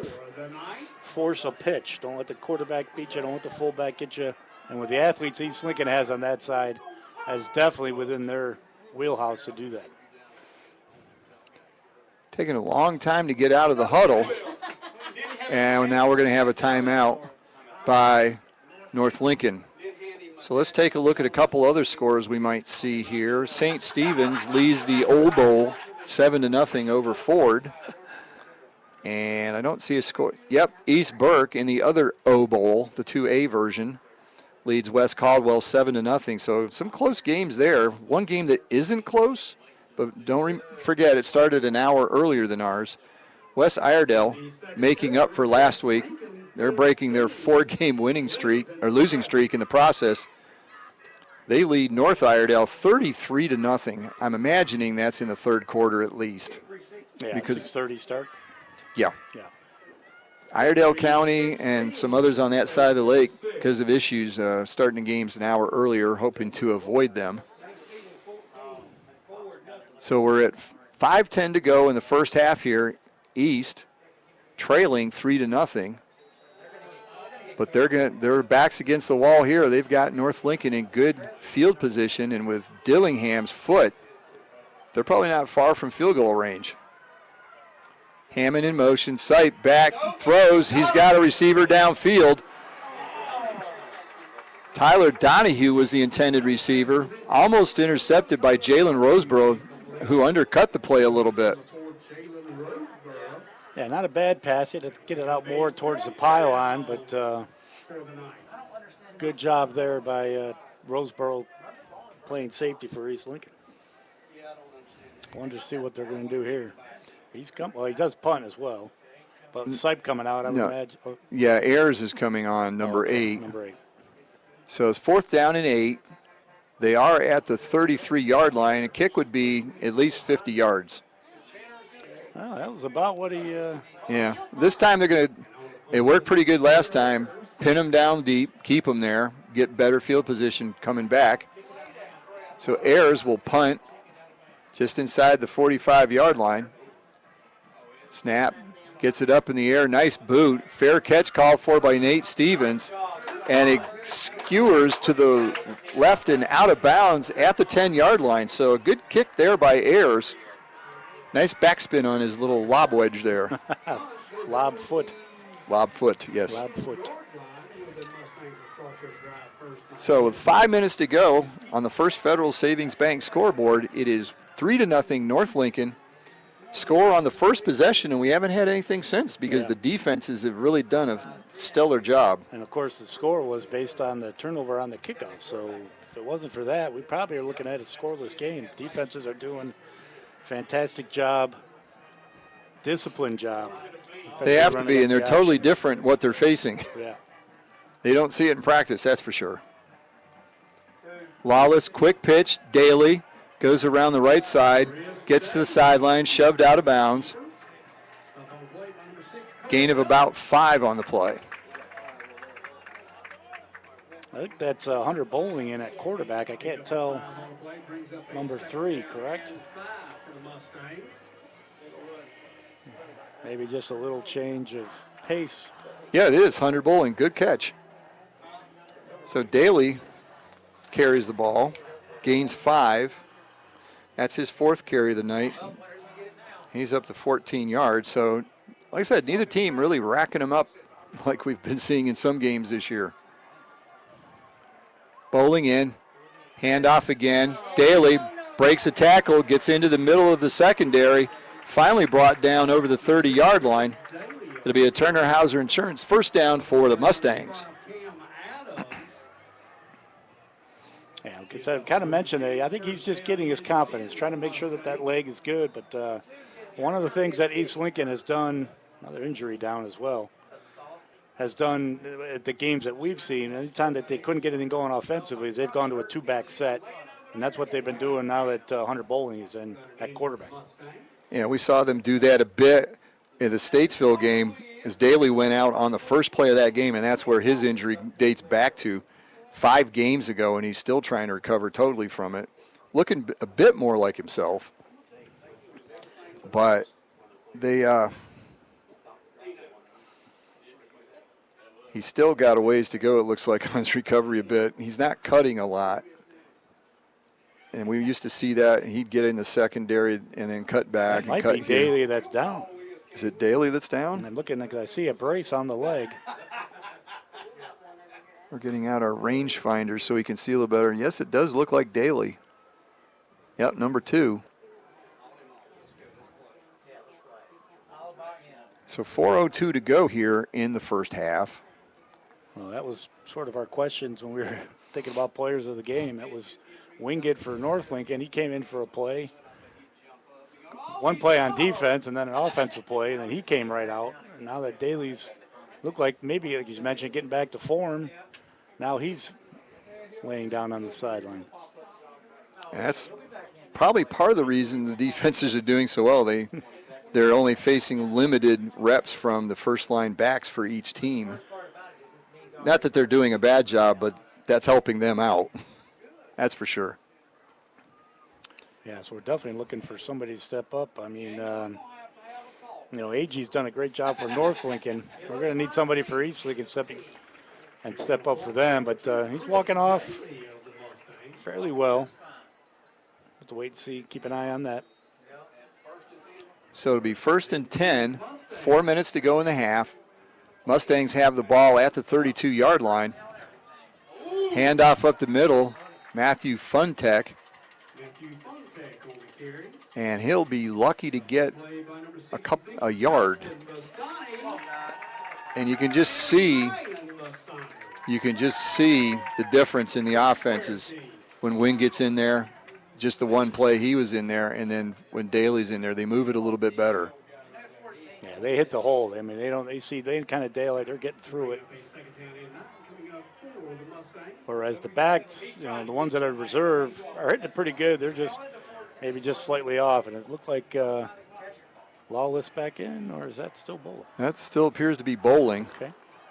Bowling back to pass, throws. He's got a receiver down the sideline. Shropshire was out of bounds and came back in. Yes. Shropshire and the defender were locked up going down the sideline. It's just shoulder banging. Good coverage. And Shropshire stepped out of bounds and did not reestablish before he caught the ball. So that should be an incomplete pass. Is it a penalty as well, or just incomplete? I think it's just incomplete. Just incomplete? I think he's just kind of throwing just kind the of flag as a marker. Normally they throw their hats on it. They're already down here, guys. They know exactly what they did. But that was a great job there by the corner for North Lincoln. He just stayed with him, just kind of put his shoulder and his butt into him a little bit, forced him out wide. They're calling it ineligible downfield. Illegal touching. Oh, okay. Yeah. I guess high school might be just a little bit different. So is there a penalty involved with that, or is it just a loss of down? No, there is a penalty as well. Because it was 2nd and 9, so there'll be a 5-yard penalty. So that's not an incomplete pass, it is a penalty. And Daly has re-entered the ball game. I think that was Agee that kind of forced him out. He's been doing well here as a substitute. Bowling, quick pass out to Jackson Beam, makes one man miss, but then he's buried by Ryan Bassani and company. And it doesn't look like to be much of a gain because he's right at the down marker. Yeah, pass was a little low coming out to him. And Ryan Bassani just beeline for him. He read that play perfectly, just went right through the two blocking receivers to make that play. And great job there again by North Lincoln. And we'll have to wait and see if I would imagine they punt it. 2:15 to go, so. Maybe let it get down. It's going to be about 2 minutes. I think they're going to let the clock roll and then take a timeout because there's no way they'd get a punt off in time. 3, 2, 1 on the play clock. That's not going to work. And they take a timeout or they take the penalty. I think they got the timeout in.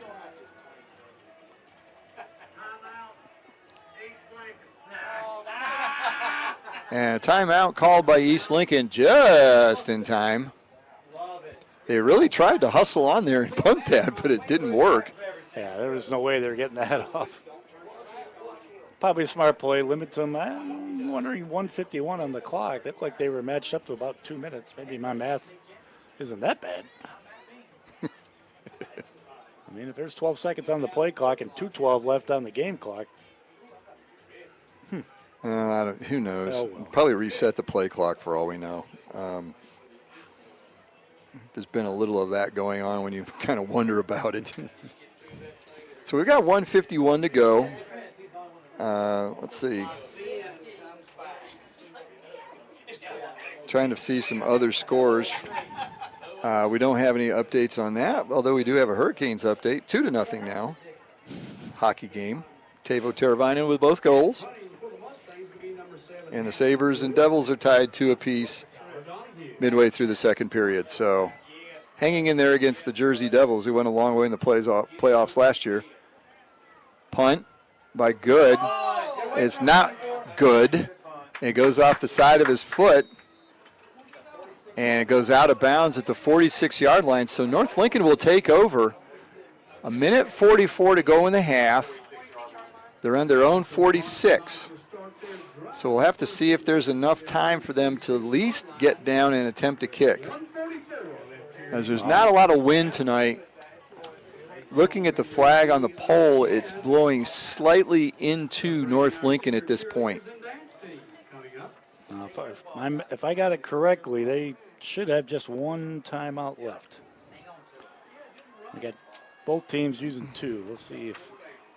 Sipe goes around the left side's got an opening and runs into number 23. Xavier Wright. We haven't called his name much tonight, and he's been high up on their list of people that are making tackles. I think that's Sipe that's down. He came up and hit him hard. Yeah, he looked like he hit a wall. He just got into him stopped. and just went straight back. And I think they're checking his shoulder out. So a gain of 8. It'll be 2nd and 2, but the starting quarterback for North Lincoln is currently staring upward from the turf. Yeah, I don't know. Is Hammond their backup quarterback? Is he the one that comes in? I think he was the one that came in last week. Yeah. Might just be like the wind knocked out of him. Yeah, as hard as he stopped and as quickly as he stopped, that wouldn't be surprising. So he's standing right there. I imagine he'll probably head right back in for the next play if they're.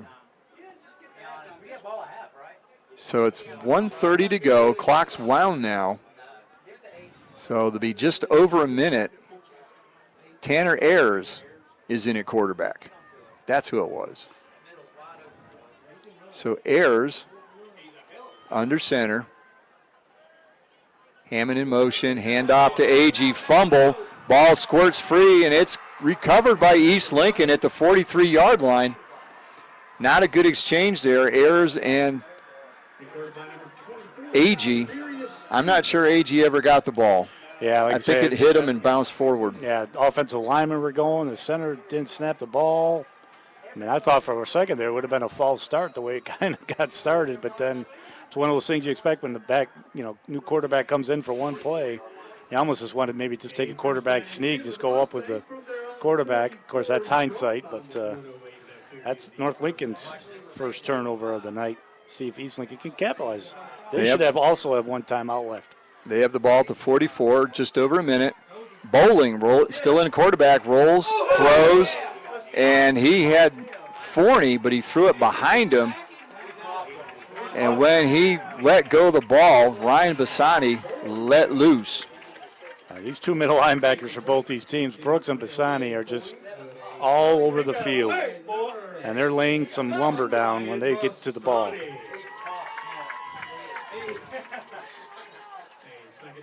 So after the incomplete, it'll be 2nd and 10. Clock stopped with 1:02 left in the half.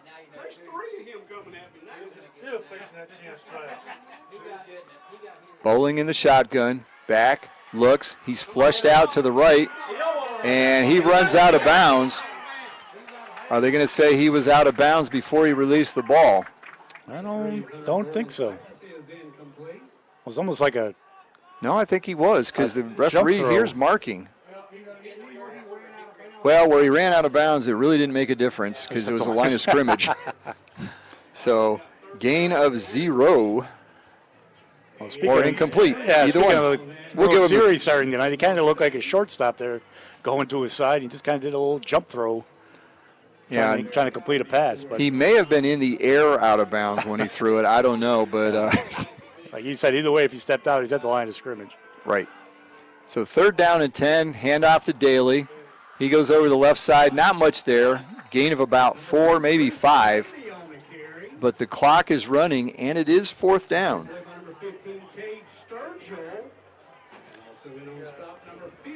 So they're at the 49-yard line. Braden Kendall does not have the leg that Jake Dillingham does for North, so they will be trying to just work for a field goal.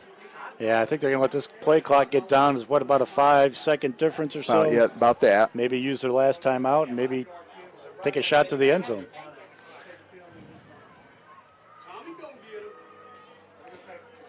So watching the clock here, play clock down to 5, game clock at 10. There's the timeout. And they take the timeout just in time.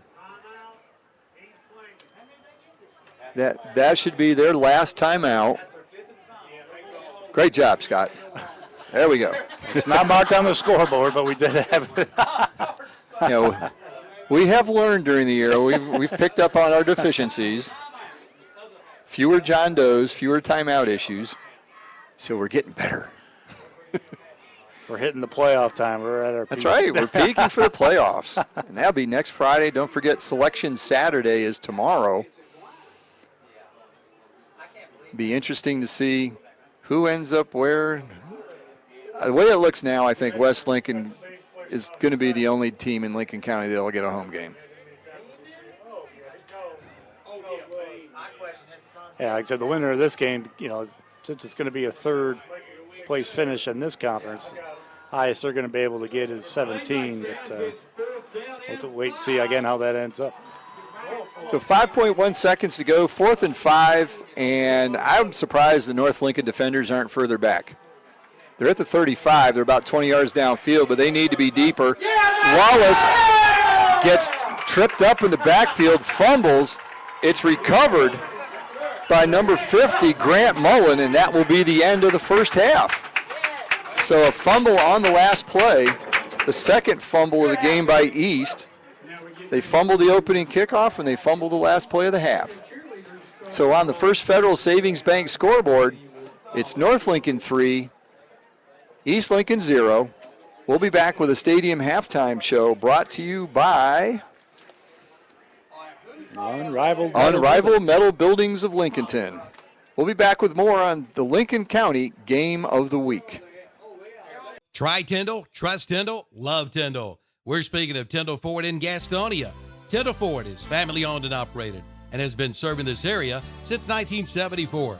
They are a recipient of the Ford President's Award, one of Ford Motor Company's most prestigious awards, which recognizes dealers that achieve the highest levels of customer satisfaction. From new and used cars to major fleet and commercial truck sales, and a state-of-the-art body shop. So try Tyndall, trust Tyndall, and you'll love Tyndall.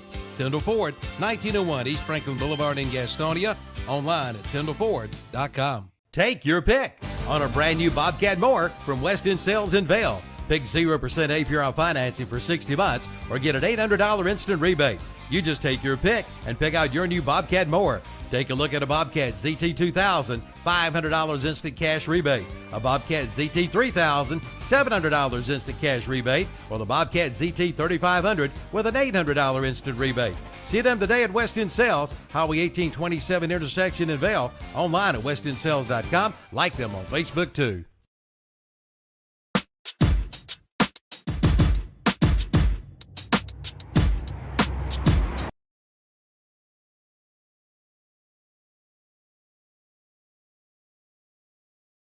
Where you get your tag does make a difference. At the North Carolina DMV Tag Office in Lincoln, they want to make sure your tag purchase experience is a pleasant one.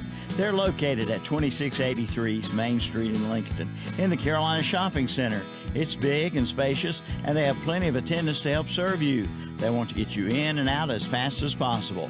The North Carolina DMV Tag Office at 2683 East Main Street in the Carolina Shopping Center, Lincoln. Like them on Facebook, too.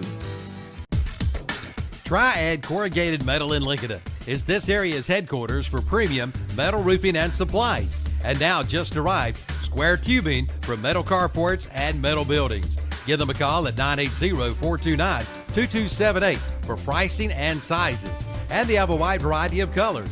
Visit the website at triadcorrugatedmetal.com. And like them on Facebook too, Triad Corrugated Metal, 108 Industrial Park Road in Lincoln.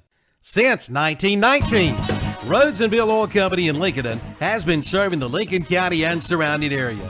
And today they continue to serve this area and beyond with quality fuels and outstanding service. In addition to fuel oil, they also carry all kinds of lubricants, from hydraulic fluid to automatic transmission fluid to farm lubricants, plus diesel fuel, home heating oil, and kerosene.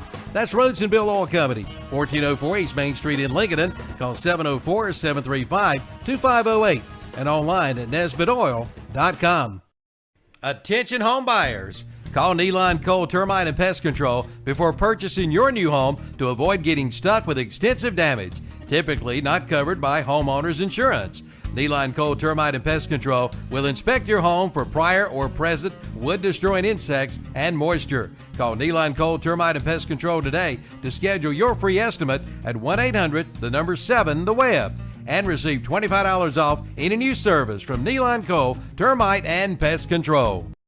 Take your pick on a brand new Bobcat mower from West End Sales in Vail. Pick 0% APR financing for 60 months or get an $800 instant rebate. You just take your pick and pick out your new Bobcat mower. Take a look at a Bobcat ZT2000, $500 instant cash rebate. A Bobcat ZT3000, $700 instant cash rebate. Or the Bobcat ZT3500 with an $800 instant rebate. See them today at West End Sales, Highway 1827 intersection in Vail. Online at westendSales.com. Like them on Facebook too.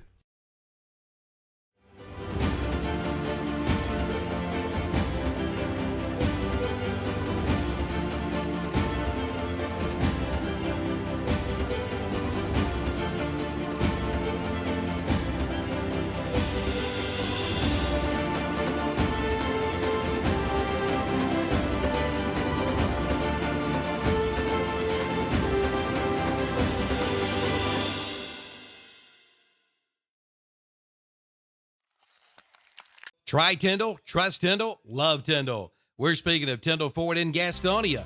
Tyndall Ford is... Look at the stats. This is not something you write home about. I've got East Lincoln for just 24 plays total in the first half, and North Lincoln 22. So the clock's running pretty good, especially when North Lincoln has a ball. They're going to chew up clock. That's what they do. So taking a look at the team stats, you've got East Lincoln 11 carries for 44 yards, and 36 of those were Chris Daly. There's not much coming out of their running attack other than Daly, and he's in and out of the lineup. Let's see, the only other person with anything more than a yard is Hampton Good, who got 6 yards on the fake punt. Right. And that was his only carry. So they were also 6 of 13 for about 50 yards. That's split between two passers because we saw Lawless for a while, then Hunter Bowling came in for a couple series. Nothing much happened there. They brought Lawless back in, and he got sacked on the last play of the half, fumbled, and it was recovered by North Lincoln, but no time left on the clock. On the other side of the ball, North's done a little bit better as far as totals, but not by much. 2 of 4 passing for 25 yards, 1 for 23 yards, 1 for 2 yards. That's it. And then 18 carries for 95, and that's spread out over 7 different players. Only 1 carry for Shannon Wingate, 268 yards last week, 1 carry for 7, and he came off the field and did not look happy about things. I doubt we're going to see him the rest of the game unless there's a dire emergency, and even then that may not be enough. Yeah, I mean, he ran one little defensive play maybe to test out the ankle, looked good.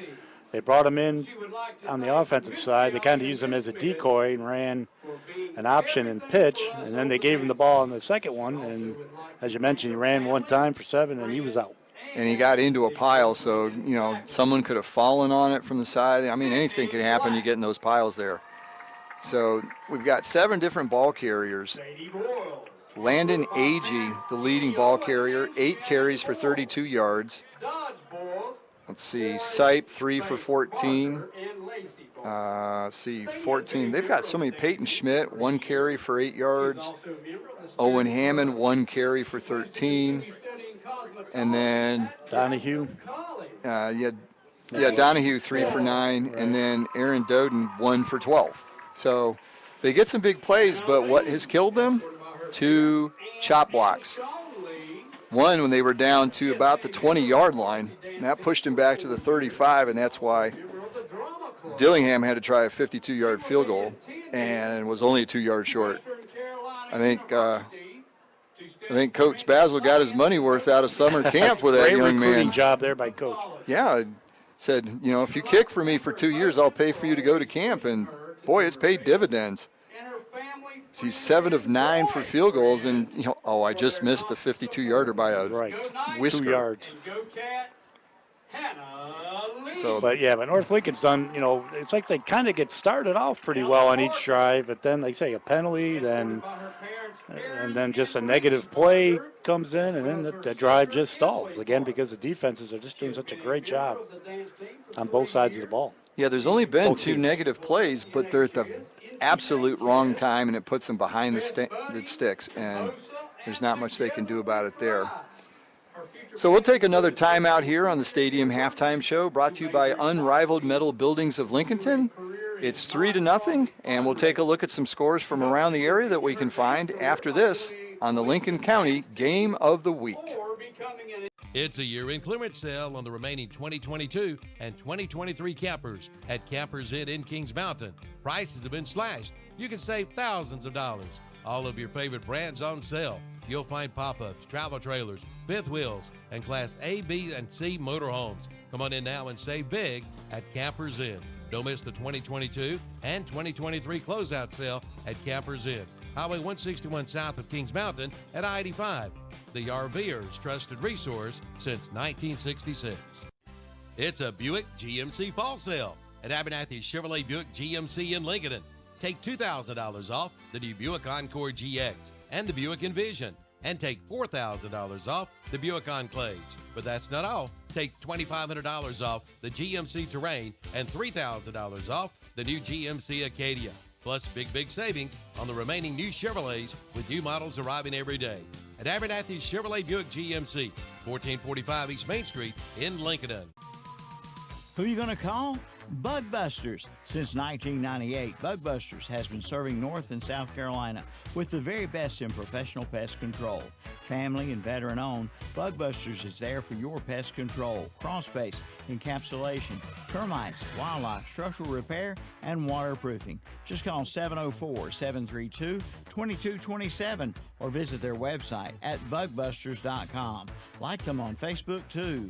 Bug Busters Pest Control and Home Improvement, 2863 Highway 27 East in Lincoln. Who you going to call? Bug Busters. How would you like 2 years of free maintenance on your new heating and air conditioning system? Of course you would. And now you can get it from Rye Heating and Air Conditioning. With the purchase and installation of a qualifying system, you get 2 years of free maintenance. But hurry, offer ends soon. But that's not all. Buy a repair or maintenance plan and get a free diagnostic. That's up to a $79.99 value.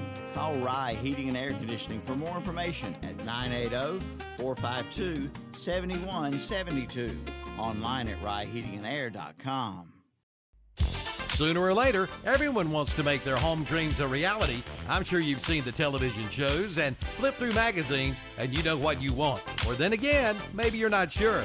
You know that you want something different and something better. Get started today by contacting the building professionals at Key Builders in Lincoln. Visit the website at keybuildersnc.com and check out their many floor plans. There's one there for you and your family. Key Builders, locally owned and operated at 1459 North Aspen Street in Lincoln. See their page at whatsupshopper.com and like them on Facebook too. Renato Auto Mall in Shelby has a new manager. He's Darren Yerby, and he wants to meet you. Come by and talk with Darren today about your automotive needs. See their line of new Kias and brand new Hondas. Plus, check out their pre-owned vehicles too. And of course, a great service department. So come by and meet Darren Yerby today. He's looking forward to being a part of our community. That's Renato Auto Mall, 4423 East Dixon Boulevard in Shelby. Online at renatoautomall.com.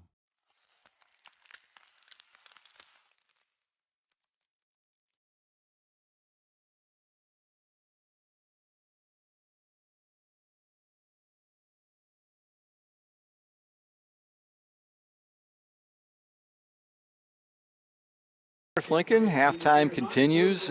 Senior night. They honored the cheerleaders and dancers at halftime. All obviously young ladies more talented than me. That doesn't take much though. We're just scrolling through scores on Max Prep trying to find some other things. West Iredale has extended their lead to 40-7. That is the 5th place game in this conference. Down in Charlotte, doesn't really affect us here, but Chambers leads Mallard Creek 7-6 in the third quarter. That's got to be a knockdown, drag out, kind of like this game here. And then the blowout of the night, Wayne Christian is beating LCA. If you know who those schools are, if you're with Wayne Christian, you'll be happy to know they're leading 82-0 in the fourth quarter. Or not, if you're with LCA, you won't be happy to hear that. I'm trying to scroll down here. The only problem with Max Preps is the western half of the state always seems to be at the bottom. I think that's just wrong. So we're trying to find some other scores here. We do know that the Rangers are leading the Diamondbacks 2-0, end of 2 innings. Game 1 of the 2023 World Series. I don't know, tonight's game, I'm trying to Butler Independence. I think you're farther down the list than me. Yeah, there we go. Crest 19, Kings Mountain 7 at the half. And 19-7? 19-7. And West Lincoln leads Lincolnton 16-6 at the half. So West Lincoln looks to be on their way to locking up the second seed, at least halfway through the game. West Charlotte is down. That's a split conference against North Mech. Could have a bearing on the...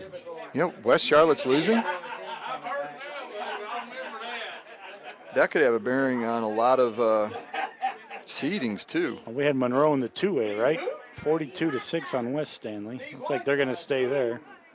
And Bunker Hill is pulled away from Bandy's 35-14, so they're going to be far and away the number 1 seed as far out of the Catawba Valley 2A conference. Let's see here. Anything else? Shelby leads Burns 10-7 at halftime. South Point leads North Gaston 21-8. St. Stephen's leads Ford 24-6. Maiden over Newton Conover 13-6, also at the half. A lot of halftime scores.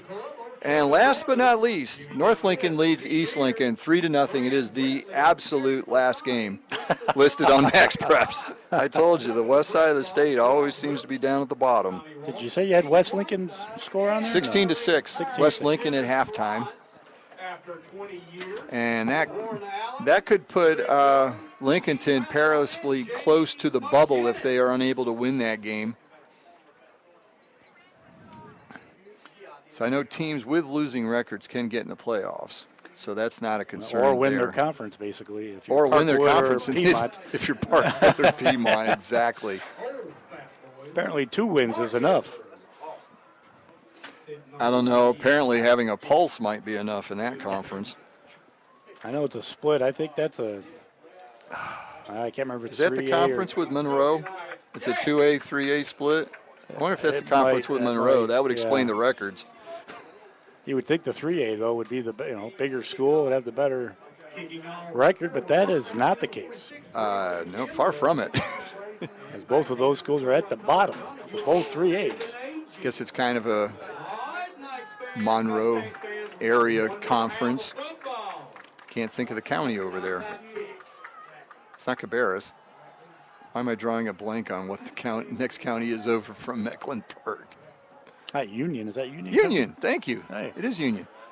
Braden Kendall finally gets to kick off. He's going to kick it into the end zone. Bit of a line drive there. Tyler Donahue wisely listens to the press box corps here that says, let it go. And it goes in the end zone for a touchback. So they'll start the third quarter. Again, Friday Night Football on KTC Broadcasting is brought to you by our title sponsor, Bug Busters of Lincolnton. 1st and 10 for the Knights at their own 20. That might be their worst field position of the night. It has been a field position battle, all in North Lincoln's favor. Sipe keeps it, pitches. He's got Donahue coming around the corner on the left side. He runs into his own wide receiver and a couple defenders. But he does get out to the 26-yard line for a gain of 6. Yeah, it'll be interesting to see what the offenses do differently here, but North Lincoln doesn't have too much to do different other than just keep running what they run, hopefully just a little bit better, making sure they get a little bit more hats on hats as far as blocking. Good start to the second half with a gain of 6. 2 wide receivers set, out to the right. Handoff up the middle, Agee. He's across the 30, so that'll be a Turner Hauser Insurance first down. And he's marked down at the 32-yard line, another gain of 6. And North Lincoln will take that all night long. Yeah, like I say, of course what they're known for is just that ball control, run the clock, get your 4 or 5 yards, keep the chains moving. And that's what we noticed in the first half. Between the two teams, they only ran 46 plays. not counting punts and kicks. So the clock does go quickly. Sipe pitches. He's got it out to number 14, Peyton Schmidt. Schmidt gets out across the 40. Second effort gets him close to the first down. Nice job by Schmidt on that. Stop on play by number 53, Jalen Abernathy. Tell you what, that was a heck of an effort to get 10 yards. And it is a first down. A Turner Hauser Insurance first down for the Knights, who have had the bulk of the first downs in this game. Yeah, we apologize to Turner Hauser Insurance because there hasn't been very many first downs. Oh, it wasn't like the other night where we had. We kept calling it. I forget what game that was, but we must have said that 30 times. They got their money's worth that night, that's for sure. Now what do we got going on here? I'm not sure.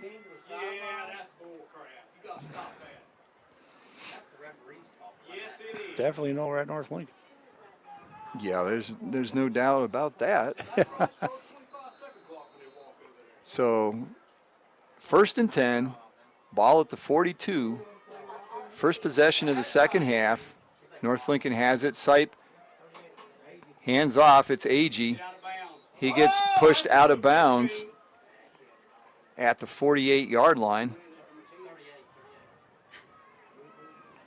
So a gain of 6 again. Just keep grinding out these 6 to 10-yard carries.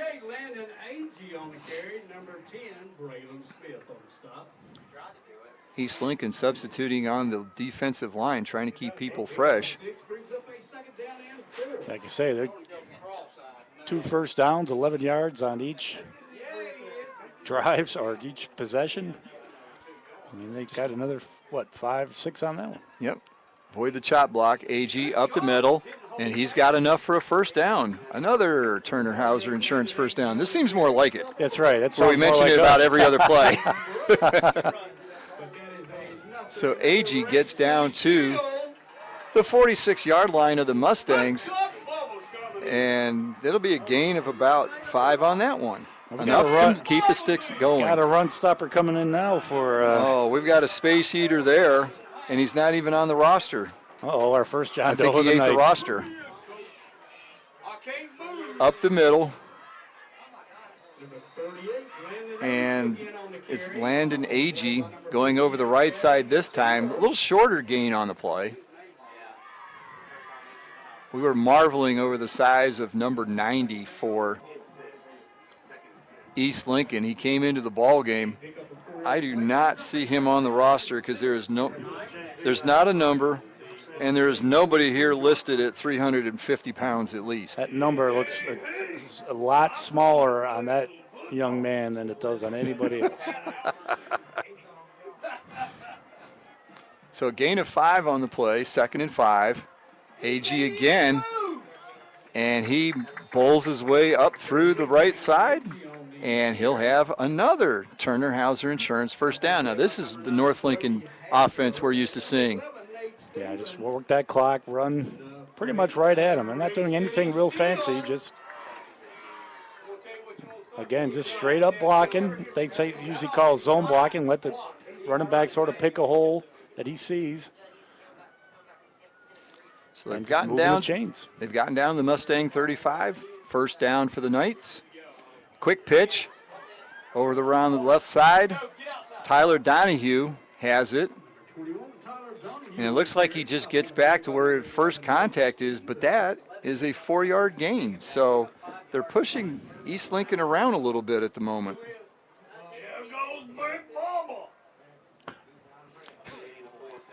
I don't know if you can hear what we're hearing, but this is a colorful press box, shall we say? The people inside of it. Well, like you say, number 90 there for East Lincoln did a good job getting some reps. Spell a couple of their starters. Yep. As he heads back over to the sideline. Sipe, back to pass, rolls out to the right, looks downfield, throws it away. Smart move there. Tried to surprise him with a pass. Good coverage downfield. East Lincoln only had to cover half the field, though, with him rolling out to the right. It was just, we knew they were going to kind of run a play action, just a question of when, but I'm not sure that was the time. Not when you've been gashing them like you have been. Exactly. So now it's 3rd and long, 3rd and 6. 31-yard line, and they're going to get, they almost got him there. No contact made, so play on.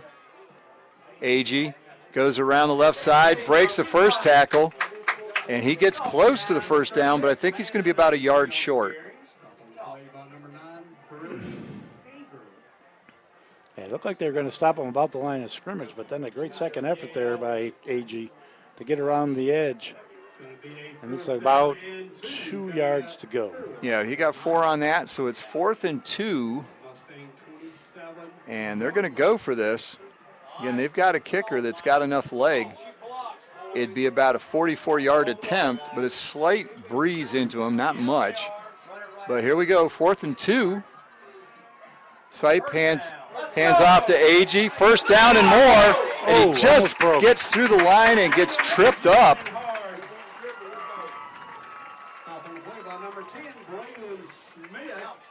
So he went from the 26-yard line all the way down to the 14, gain of 12, but more importantly, it's a 4th down conversion and a Turner Hauser Insurance first down.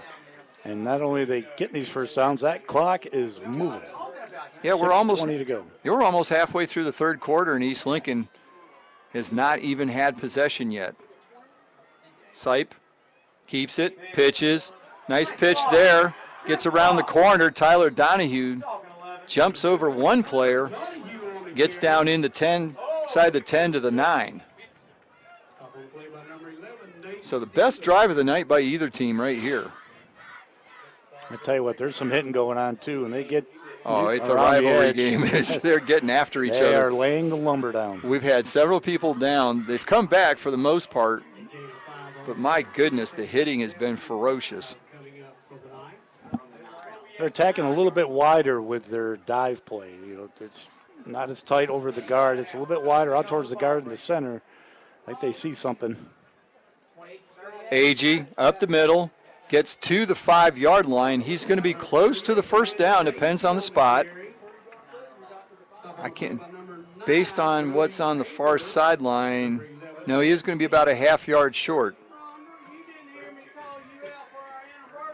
I think this is 2-down territory. I wouldn't be surprised Sipe just takes this and burrows right behind center just to make sure they get it, and then it'll be 1st and goal. 5 minutes to go in the 3rd quarter, over 7 minutes on this drive. Sipe, hands off to Agee, up the middle, touchdown, North Lincoln. 5-yard touchdown run by Landon Agee. And the way this game's gone, it seems like a huge lead now, 9-0. And for the first time tonight, a Whitetail Properties of Falston touchdown with a James River Equipment of Shelby PAT upcoming. That's an impressive drive, not only play-wise, but just running the clock, waiting to see what's going on, how they line up. They're definitely going to kick this, I would imagine. Just trying to see they're just showing the swinging gate thing here. Play clock is down to 5. They need to hustle. 4, 3, snap in time, hold, kick is up, and it's good. So on the First Federal Savings Bank scoreboard, 4:46 to go in the 3rd quarter, it's North Lincoln 10, East Lincoln 0. You're listening to the Lincoln County Game of the Week.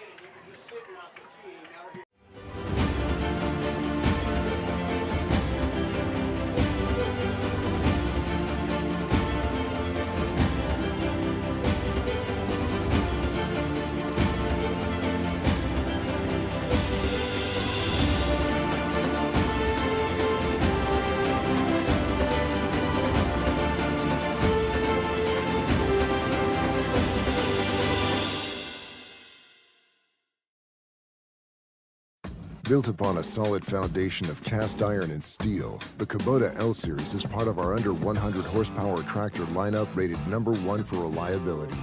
They feature powerful Kubota diesel engines and easy operation. The durable Kubota L Series. Talk to your local Kubota dealer today to schedule a demo. Go to KubotaUSA.com for full disclaimer. Your Kubota dealer is Parker Farm Service, located at 126 Bessie Drive on Oak Grove Road at the Highway 74 bypass in Kings Mountain.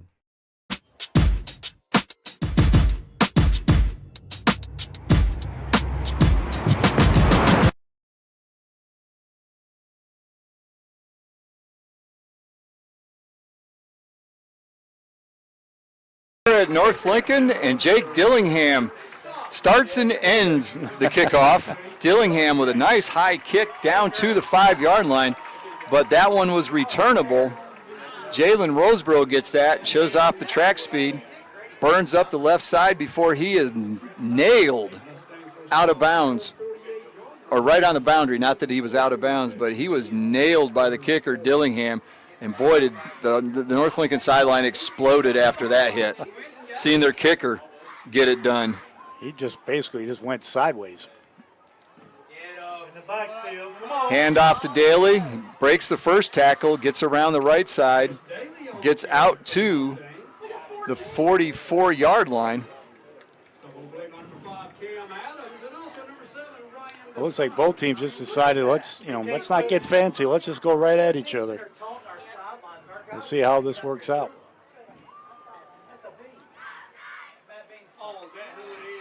So we've got an 8-yard carry there by Daly on that play. And then a pass by Bowling out towards Roseborough. Short hops him. So that will be incomplete.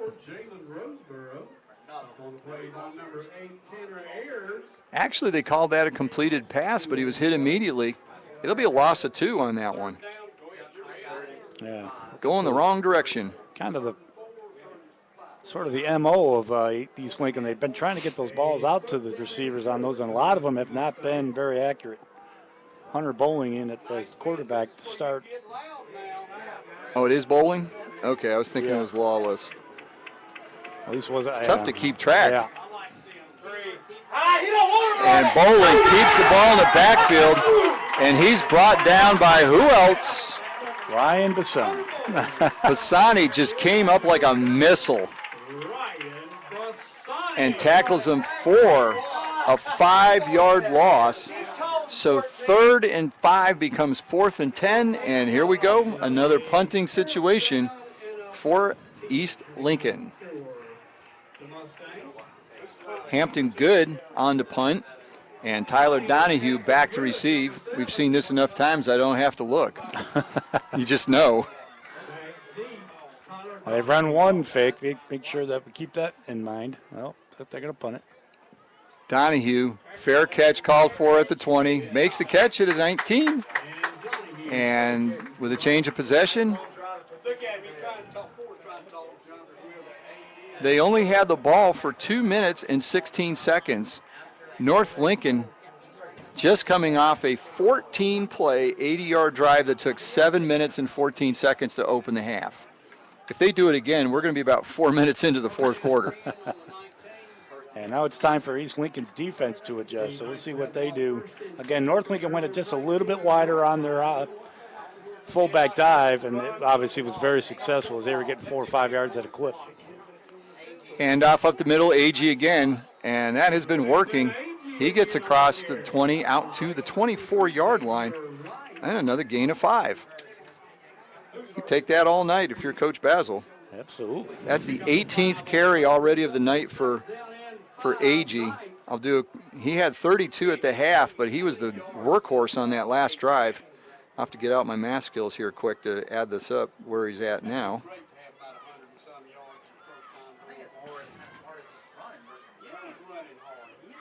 AG doing a fine job in there.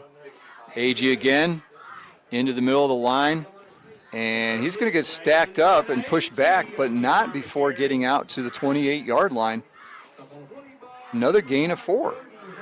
What's been most impressive with AG is that, he gets through that initial line, but then when he gets hit, he just doesn't go down. He fights for extra yards, hangs onto the ball. He almost broke one kind of earlier in the last drive. But Yeah, finish got it tripped off. up, yeah. I've got him for 19 carries, 95 yards. 63 of that this half already. Handoff, or pitch, Agee to Tyler Donahue. That's going to be close. I believe they're marking him at the 30-yard line. It is a first down. A Turner Hauser Insurance first down, just enough. And the sticks will move. Needed 2, got 3. Yeah, kind of faking out everybody. Agee's done such a great job running the ball that he was tackled. He didn't even have the ball. Yeah, they need to just hit him every play just to make sure. He's had it enough times already. 7 carries for Donahue, 27 yards. 19 for Agee, 95. And we're already under a minute to go in the third quarter. Ooh, handoff to Agee. He's bent over backwards. Ball comes out. Are they going to say forward progress? The lineman is coming in and saying it's forward progress. He's pointing down. And the ball should remain with North Lincoln. Second down. Yeah, keep showboating, boys. Idiots. Run the clock. Run the play right now. North Lincoln will retain possession at the 29-yard line. They will not have to run another play this quarter. Look at Aiden sitting over there running his mouth. Yeah, boy, you better look at that scoreboard. So 4 seconds, 3, 2, and that was probably one of the quickest quarters of the year where we didn't have a running clock. So at the end of 3 quarters, it's North Lincoln 10, East Lincoln 0. You're listening to the Lincoln County Game of the Week. Trusted, tried, and true. Those 3 words represent the highest standards for the Kawasaki Mule side-by-side. Trusted means being built strong and built to last. Tried means being put to the test by hard-working people doing the toughest jobs. True means staying authentic to the roots that run 30 years deep. Kawasaki Mule, the definition of trusted, tried, and true. See the Kawasaki Mule today at Full Throttle Power Sports, 101 Indian Walk in Lowell. Bennett Funeral Service is a proud supporter of Lincoln County Athletics, and we wish them a successful season. Bennett Funeral Service is family-owned and operated by Robbie and Rhonda Bennett, and they care about you and your family, featuring traditional funerals and cremation services. And yes, pre-planning transfers are accepted. For more information, call 828-465-2111. Visit their website at bennettfuneralservice.com. In your time of need, call upon Bennett Funeral Service, 7878 Highway 16 in Newton and 502 First Avenue South in Conover. We are here for you.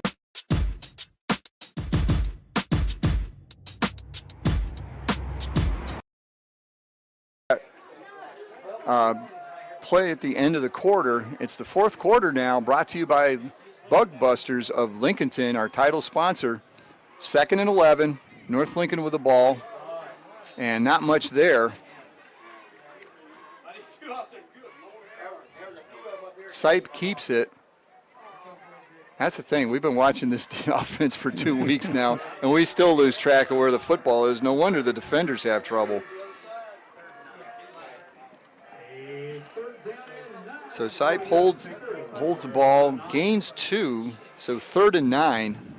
But again, 3rd and long, and this is what's killed some of their drives before, is they get off schedule, as they put it. Sipe hands up the middle. Landon Agee has it. The linemen were further downfield, but Agee gets maybe 3,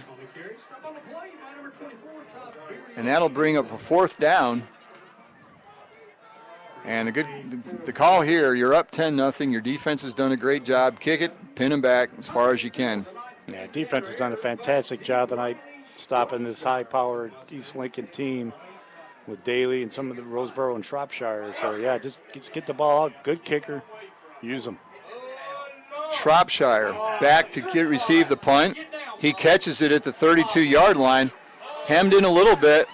Good pursuit by North Lincoln, and he's dragged down. He got from the 32 up to about the 35, but then started retreating. And he lost 2 yards on that return. Great coverage by North Lincoln. Yeah, great hustle there by Peyton Schmidt for North Lincoln on that punt coverage. Looked like he was going to maybe come out left here, go wide, reverse his field, and then just saw nothing but black jerseys coming at him. As you mentioned, retreated 5 yards on that punt return. See who the quarterback is. Bowling, looks like. So Bowling is still in the ball game. Just over 10 minutes to go in the ball game. 10-point lead. Daly gets the ball, goes through the left side, and he's met by Mr. Bassani. It's Mr. at this point. Yes, right. He got 4 yards, but Bassani doubled back and took him down real fast. Yeah. One of the defensive linemen, number 11, Brady Rinkus, also had him around the ankle, but then, you know, as we mentioned, Ryan Bassani came in and finished him off after a 4-yard gain. 2nd and 6. Clock is running. 10 minutes to go. Ball on the 34-yard line of the Mustangs.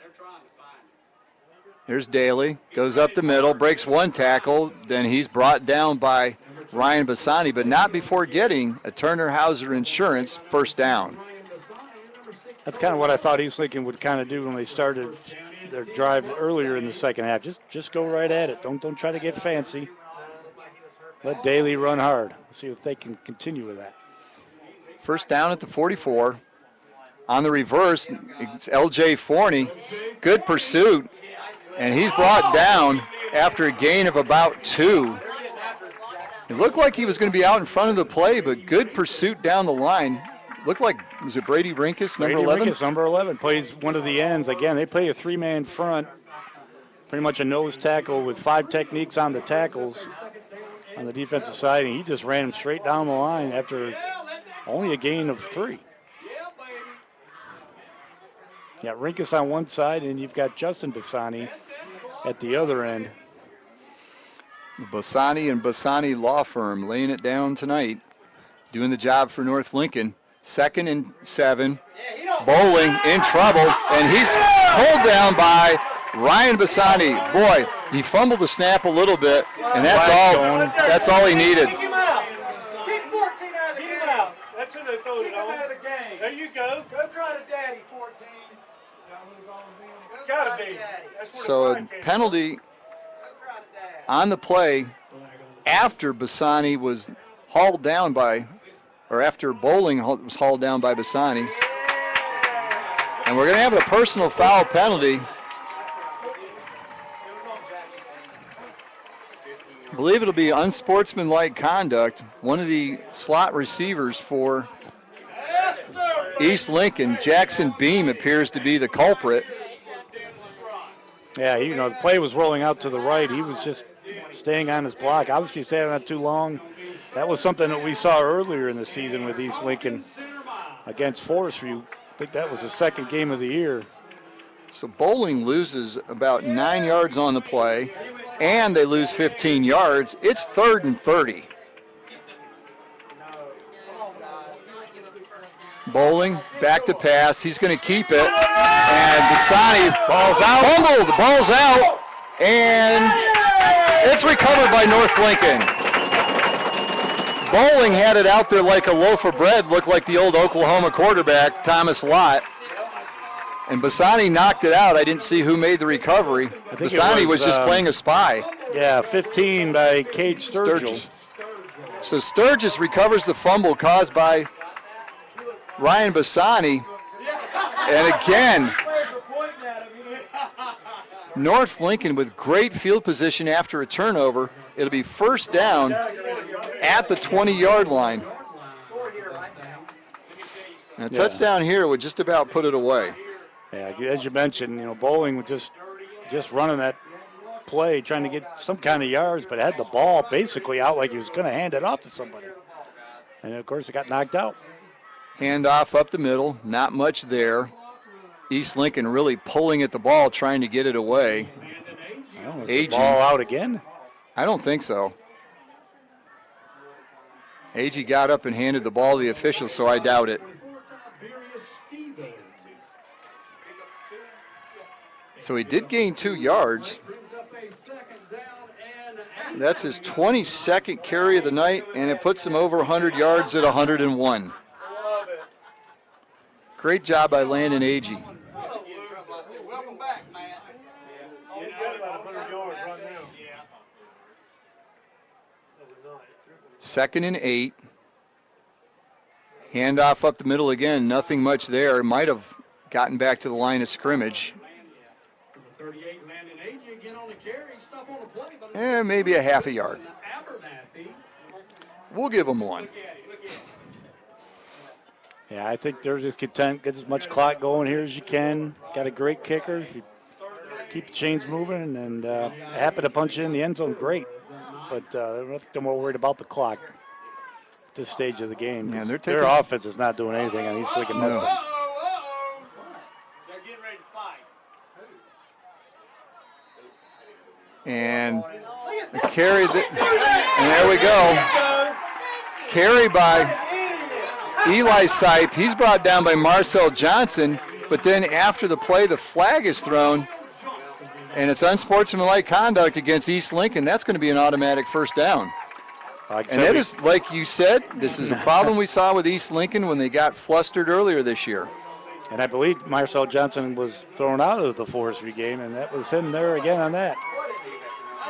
Just standing over him after making a great play. Make a great play. Just get up and move. Right. Get back to the You don't huddle. need to do that. 4th down. They're probably going to try a field goal. Now you give them a first down. They had moved. The play they ran was going to put it in the center of the field. It was 3rd and 9. They were going to say, okay, we'll settle for the field goal. Let's line it up, get it in the center of the field. And Johnson makes a huge mistake. He's going off the field, and he just ripped his helmet off before he got on the sideline. Better be careful they don't get rid of him. Yeah, usually you take your helmet off on the field. That's yeah, and the another referee may have seen that. They're the worst disciplined team I've ever seen. It's terrible. So now the referee and other official are over talking to David Lubowitz, East Lincoln coach. Johnson was by the numbers. He wasn't even close to the sideline when he ripped his hat off. Yeah, like I said, I don't think they're going to throw him out, but Since he definitely went out of the game. Yeah. So 15, oopsie, that's on East Lincoln. I put it in the wrong place. That's the second 15-yard penalty against East Lincoln this half for unsportsmanlike conduct. Handoff, pitch. It goes to number 14, Peyton Schmidt. That was a little dangerous. That looked like the old Oklahoma Wishbone days. Kind of a high wire act there. Sipe pitches to Schmidt. He gains a yard. Yeah, I think at this point, Sturgill's been doing, Agee's been doing a great job just running those off tackle plays. A little bit easier to get those kind of hands off than those pitches. Take care of the ball. You're 5.5 here to go in the game. You're up 10. Be smart with the ball. Run the clock. Do what you do, North Lincoln. We'll see what happens. 2nd and 9. Handoff up the middle. Agee again. He gets a few, and then the piles goes backwards. So he gets another 2 or 3 yards there down to the 8-yard line, almost the 7. But again, 5 minutes to go. Clock is rolling. You've got possession. With Jake Dillingham, you're about guaranteed 3 points. If you get more, like you said, that's a bonus. 53 is off the chart. He'll never be caught. That's right. Run it down, baby. All the way.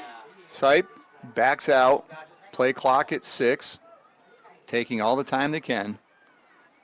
Handoff, Agee. Not much there. He's thrown backwards. So they will. Sipe did a little That was Bruce great. Lee off his back onto his feet. That was impressive. He got knocked down even though he didn't have the ball, and it was nice. I mean, 4th quarter, late in the game, and he can still do that. Nicely done. So Agee gets another couple yards, gets it down to about the 6-yard line. This will be about a 23-yard field goal. Wonder if they're going to let it go down, call a timeout, run some more of that clock inside. Oh, yeah, 4 there we minutes. go. 1, and they call a timeout. So we're down to 3:57. We're going to keep it here because it'll probably be just a 30-second timeout. Looking at some other scores around the area, best we have. Shelby's now gone ahead of Burns 14-7. Crest leads Kings Mountain 19-7. East Burke winning the O Bowl of 2A 35-7 over West Caldwell. Maiden leads Newton Conover 13-6. East Gaston beating up Highland Tech. Highland Tech's good in some sports, but football isn't it. 50-0. South Point leads North Gaston. Stevens leads Ford in the 3A O Bowl. And a final score, West Iredell 40-7 over North Iredell. So they clinch 5th place in the conference. So now teams are back on the field. Jake Dillingham, number 9, on to kick for North Lincoln. So it'll be a 24-yarder. He's lining up his shot. Sipe to hold. Yeah. Snap, hold, kick is up, and it's drilled through. So with 3:57 to go in the ball game, it's East Lincoln trailing now 13-0. North Lincoln leading on the First Federal Savings Bank scoreboard. And we'll keep it here because we've got a final score. The conference championship has been decided. Hickory has beaten Statesville 30-14. So Hickory is going to be one of the top 3 seeds easily in the Western region. 10-0 and almost untested this year. They've really throttled everybody. It really reminds me of what East Lincoln did last year. Got a big running back, quick throws from Brady Stober, the quarterback. Yeah, So, like I say, they're just and a good defense. Yeah, they're just solid both sides of the ball. Great skill. I was super impressed with the quarterback when we were up there in the game with them with East Lincoln. Yeah, they're the total package this year. They'll be tough to stop. I think Crest was leading. I think Kings Mountain the last time we saw. We'll have to see how that one ends up. Yeah, I've got 19-7 at this point. And my wife is watching hockey, and she says it's 3-0. Tara Vinen with another goal, a hat trick. Scott has him on his fantasy team tonight, so he's happy, even though he's not much of a Canes fan. And son Brandon definitely is not. Brandon has ragged me mercilessly when I happen to wear a Hurricanes shirt to the golf course. Dillingham with a long kick over the head, through the end zone. It'll be a touchback. Showing off that leg. Yeah, it might be a little bit of adrenaline with that. Game's getting a little intense here.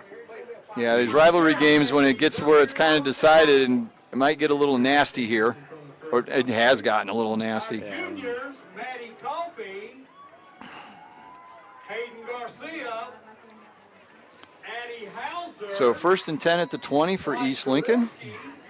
Kaylee Jones, Sam McGuigan, Jaylee Miller. And they're down 13-0, 80 yards in front of them. And I would be surprised if they have 130 yards offense. Yeah, like I said, North Lincoln's defense is playing spectacular, especially that defensive front with Ryan Bassani in the back. And a timeout by East Lincoln. Coming out of the kickoff and everything, you got to call a timeout before you even run a play. So things are definitely going in reverse for the Mustangs. Well, I'll plug my Sabres. They're tied at 4 in the third period with New Jersey. Go Sabres. Yeah, we need Well, there's some scoring that game, 4-4. Goodness. Need to break that jinx. 12 years of not making the playoffs. I'm ready. Now, in other words, the Panthers have a way to go to catch them yet. No, I believe the New York Jets in football are the team the same as the Sabres. 12 years and counting for the New York football Jets. The New Jersey football Jets. That's true. There's only Where's one the New York stadium? There's only one pro football team in New York, and that is Buffalo. That is correct. The others are in New Jersey. I don't care what it says on the uniform. So 1st and 10 at the 20. Wallace back into throws. Pass is complete to number 32. That is C.J. Howler. So a gain of 9 there on the pass play to C.J. Howler this time. 2nd and 1. Clock still going. Wallace, quick throw again to Howler. This time he drops it. Hit him right in the mitts, and he dropped it. With Ryan Bassani coming at him, I don't know if you can if you can hear footsteps on the turf. I'd imagine maybe you could, but yeah, right in the numbers and dropped. For all we know, he could be doing a ghost of Halloween where he just comes running at him and yelling, like, ah! So Holler, after the drop pass goes out, Chris Daly comes in, and he'll line up to the left of Grant Lawless. Hand off to Daly. Short yardage situation. He may not have it. Now, second effort, he fell over the 30-yard line to the 31. It'll be a Turner Hauser Insurance first down for East Lincoln. But he barely made it. Gain of 2 when he needed 1. Like I say, go ahead and run it. Down 13 with 3.5 to go. Yeah, Lincoln has no problem with it. They need to start throwing the ball here. Lawless pass. It's a little bit behind the receiver, C.J. Howler again, and he drops it again. No, can't put that all on Howler. It was a bit behind him. Yeah, but as they'd say in others, pros or the NCAA, hit your hands, you need to catch it. So Howler goes off. L.J. Forney comes in. Now, actually, they're just going to go with 5 wide receivers. Nobody in the backfield. Quick throw. It's Jackson Beam. He makes the catch. And he works it back to the center of the field. Oh, boy, here we go. But he only gets about 3 yards, but he gets a chorus of yellow laundry. So we'll have to see what that is all about. So completion there to Beam for 3.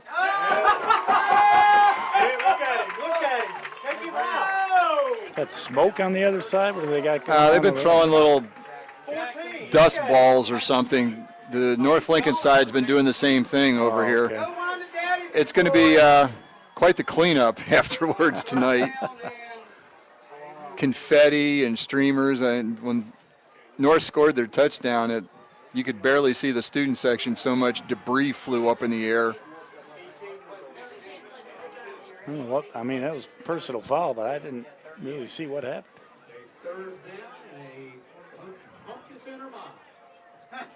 So it'd be 3rd and 23. So another 15-yard penalty against the Mustangs. 3rd one this half. Rinkus chases him. There ain't nobody there. And Bassani, Rinkus and Bassani in pursuit. Wallace has to throw it into the North Lincoln bench. It's going to be 4th and 21. Again, what's impressive this from North Lincoln, they're doing all this with 3 rushers against 5 offensive linemen. And they have hassled Bowling, Lawless, doesn't matter who's back there all night long. So 3:07 to go. 4th down and 21. And there's not much of a decision here. That's not a distance they were going to get. The way the offense has just been stuck in neutral all night. Hampton good to punt. Straight up. Tyler Donahue is just telling everybody to get away. It hits at the 36, goes backwards. And finally, giving himself up. Don't need to bring him down. There you go. And finally his touchdown at the 31, so he lost 5 with a backspin. So just under 3 minutes to go. It's going to be 1st and 10 for North Lincoln. So a 12-yard punt was all. And it'll be 1st and 10 for North Lincoln at the Mustang 32-yard line. I almost wonder if they should just bring the subs in. East Lincoln's got 2 timeouts left. I can't imagine being down 13, 3 minutes ago if they'd use them, but Well, we'll wait and see. you can't take them home. Can't take them with you. Marcel Johnson in as well. See, keep an eye on things. Yeah, boy. Hold his arms out. Sipe, hands off to AG. He's got a hole over the left side. He gets inside the 30, inside the 25 to the 24.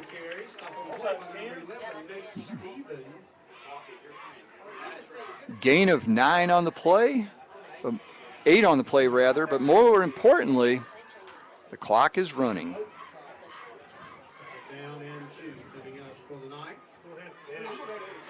Again, yeah, no hurry to run a play. Oh no, there's 17 on the play clock. They're not even out of the huddle yet. Ball is down to the 24-yard line. AG left, AG right. Maybe yeah, that's about it. Quarterback sneak up the middle. AG up the middle. He's got the first down, shoved backwards. But it should be a Turner Hauser Insurance first down. Again, we have not said that very much when East Lincoln's had the ball. We've said it a lot when North has had the ball because they just keep grinding out first downs. Especially second half. Yeah, they've done a fantastic job just doing what they do, running the play up the middle. I'll count it up. Line doing a great I'll count job. up the end of the game, but I don't think East Lincoln's run many plays this half. It's all been North Lincoln. Well, the penalties obviously haven't helped. I don't know how many total yards they have. You said 130. I'd be surprised if 100. Well, they were close to 100 the first half. So I hand off to AG again. He's got a hole. He's lit up after he goes to the hole. He calmly hops up, flips the ball to the official, and goes back to the huddle. It was a good hit, clean hit. But AG just pops up like, yep, whatever. Well, you do wear pads. Coach, we have Charlie Goss. Happy birthday, Charlie. So it'll be 2nd and 4, 1:05 to go. They're going to rush up to the line here, 5 on the play clock. So they're going to milk every second possible. Hand off to AG. He goes over the left side, not much there. 1 or 2, but we're inside of a minute. 45 seconds to go, 36 on the play clock. They can take a knee. It'll be 9 seconds. They snap the ball. It'll be 4th down. That'll be it. They shouldn't run another play. They should not run another play. And the celebration is started on the North Lincoln sideline. Clock down to 20. And we've got a penalty marker. Offside. Offside, and that's going to be a first down by penalty. Just be classy, guys. Just be classy. So walking in, referee giving us the call.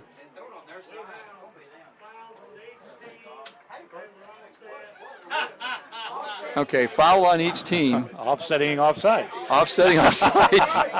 There's a new one. Clock is now running, but the thing is, they reset the play clock.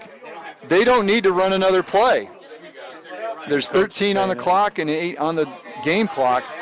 6, 5, 4. And there it is. That's it. Final score, North Lincoln 13, East Lincoln 0. North Lincoln clinches 3rd place in the Western Foothills 3A Conference. Yeah, we had these teams pretty much back-to-back as far as where they would possibly finish. 18, 19th out of the 32. So that's North is going to stay right about there, maybe get to 17th, but that means they're still going to be on the road next week. Yeah. And I can't imagine East Lincoln even moving down too much. No, not much, but they will drop a few, I would think. So that's it. Ball game's over, 13-0. North Lincoln the victor. We'll be back with a stadium post-game show after this timeout. It's a year-end clearance sale on the remaining 2022 and 2023 campers at Campers Inn in Kings Mountain. Prices have been slashed. You can save thousands of dollars. All of your favorite brands on sale. You'll find pop-ups, travel trailers, fifth wheels, and Class A, B, and C motorhomes. Come on in now and save big at Campers Inn. Don't miss the 2022 and 2023 closeout sale at Campers Inn. Highway 161 south of Kings Mountain at I-85. The RVer's trusted resource since 1966. It's a Buick GMC fall sale at Abernathy Chevrolet Buick GMC in Lincoln. Take $2,000 off the new Buick Encore GX and the Buick Envision, and take $4,000 off the Buick Enclave. But that's not all. Take $2,500 off the GMC Terrain and $3,000 off the new GMC Acadia. Plus big savings on the remaining new Chevrolets with new models arriving every day. At Abernathy Chevrolet Buick GMC, 1445 East Main Street in Lincoln. Who are you going to call? Bug Busters. Since 1998, Bug Busters has been serving North and South Carolina with the very best in professional pest control.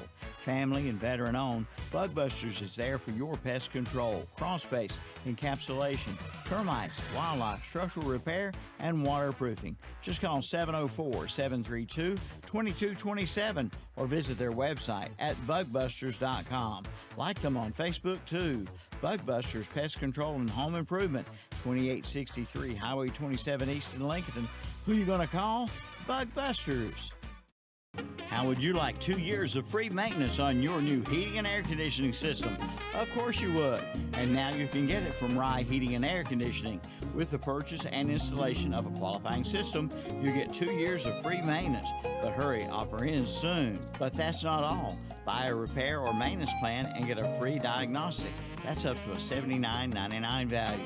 Call Rye Heating and Air Conditioning for more information at 980-452-7172. Online at ryeheatingandair.com.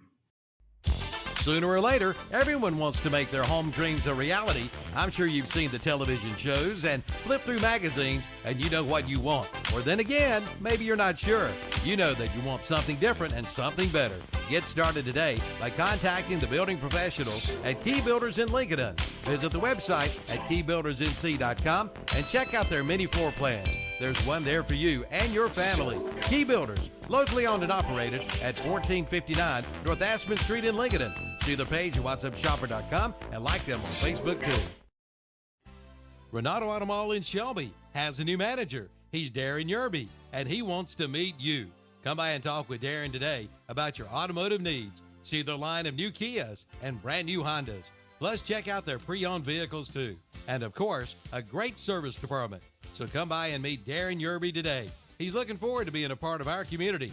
That's Renato Auto Mall, 4423 East Dixon Boulevard in Shelby. Online at renatoautomall.com.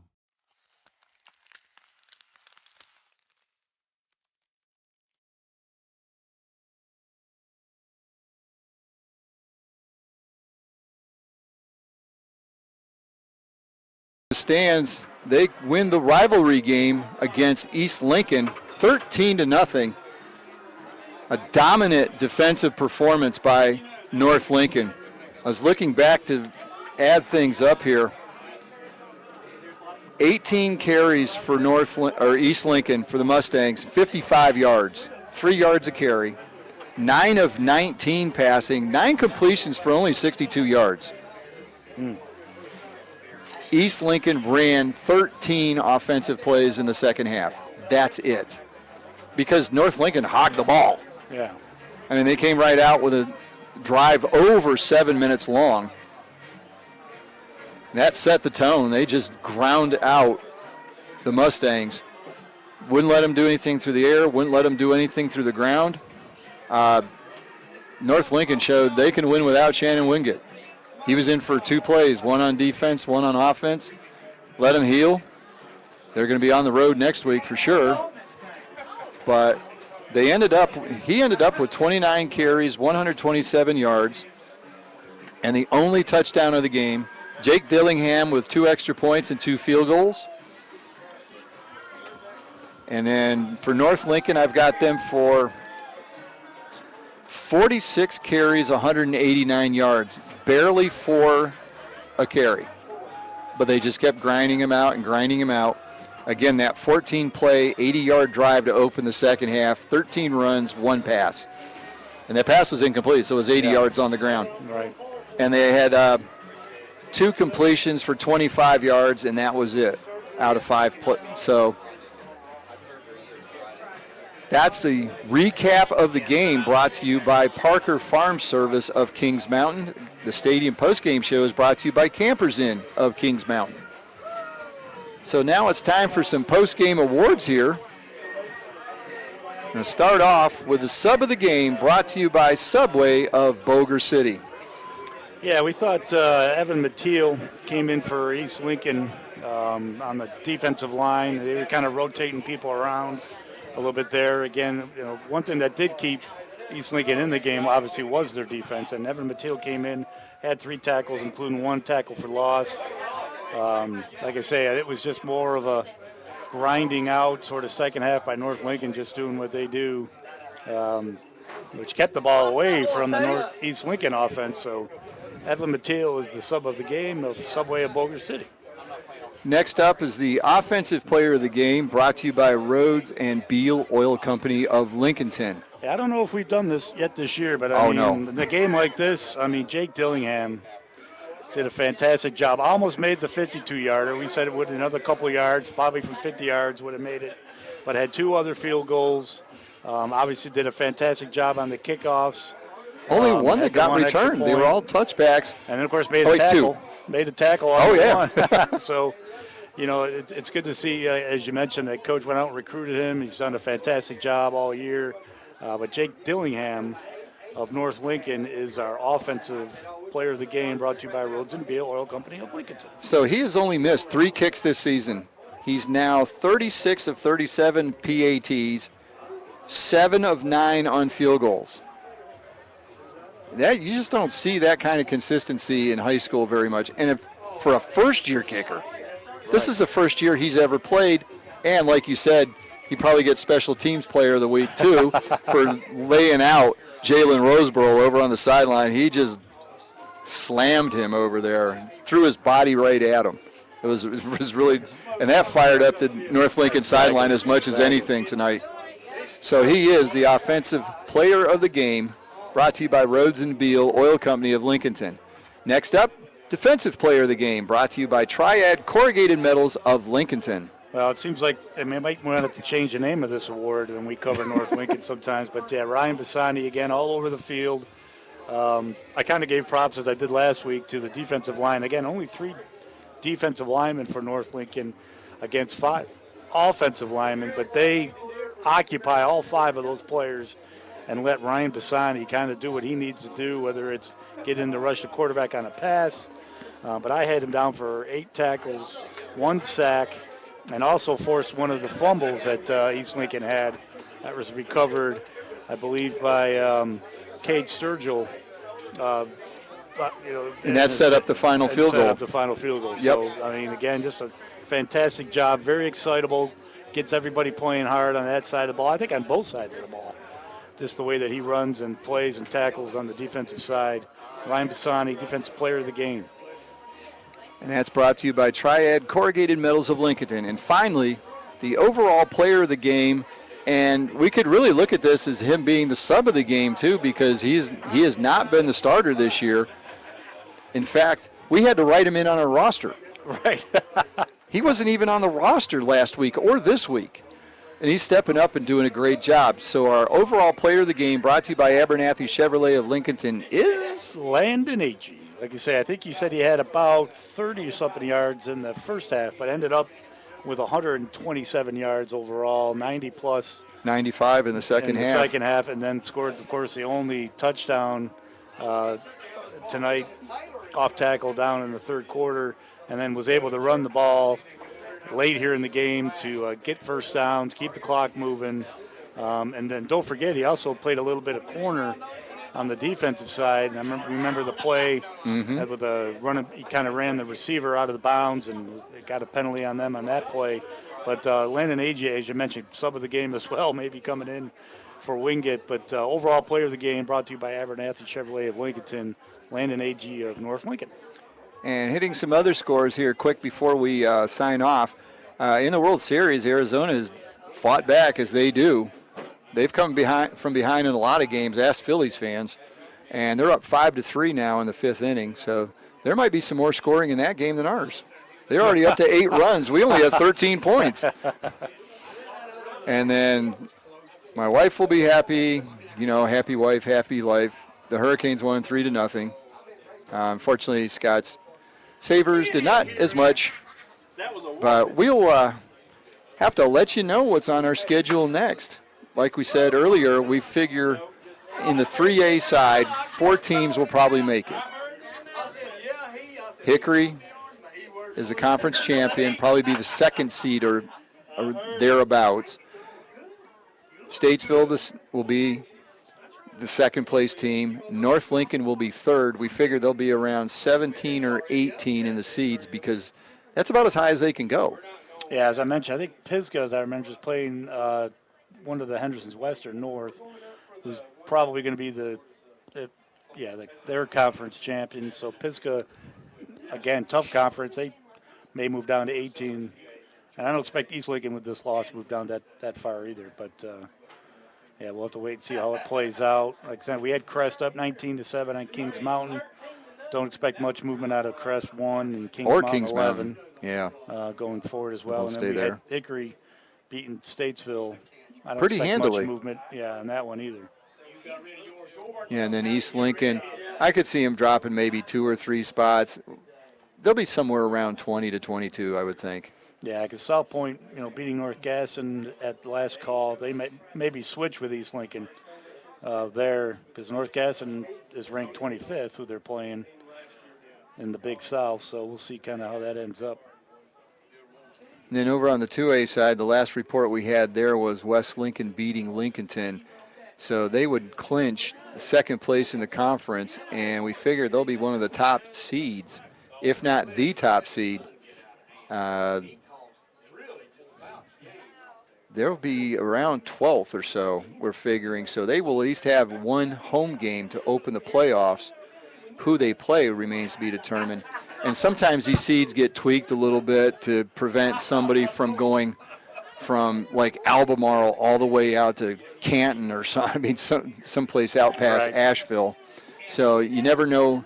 There'll be a little tweaking here. East Gaston's going to make the playoffs. They had a good run early, lost a couple games, but now they've recovered. I mean, they got Burns and Shelby back-to-back. That's a tough stretch. Yeah, well, we have Shelby up, so if Shelby holds on to beat Burns is slotted at the moment at number 9, and so Burns, again, split conference, you'll have to move down into probably the 16-17 range if Shelby holds on against Burns. And so Lincolnton, if they do lose that game, they're putting themselves on the bubble.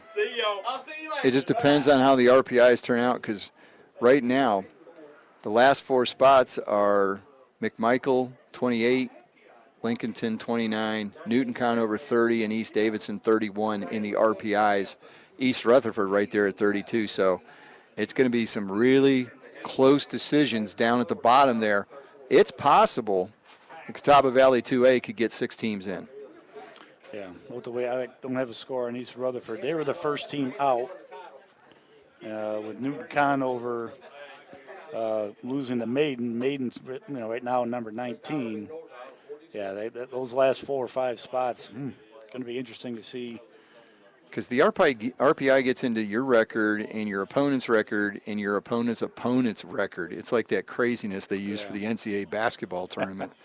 I was like, I don't know who came up with this, but it's quite the thing. So that's going to do it for us for the regular season. We thank everybody for joining us. Scott and I have had a blast bringing these games to you.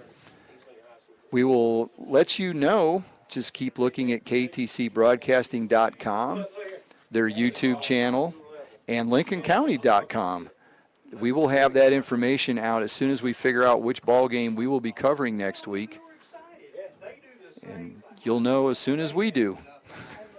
Yeah, like I say, and I appreciate David for asking me to do this. I've had an absolute blast being with him on these Friday nights, like I said, it's something I've enjoyed, and got to see some Lincoln County games. Enjoyed tonight's game. Was spectacular. We've had some games. We've had some blowouts. We thought there were going to be games like this, but ended up being one-sided. So it's been a good season, and wait to see what happens tomorrow with the playoff seeding.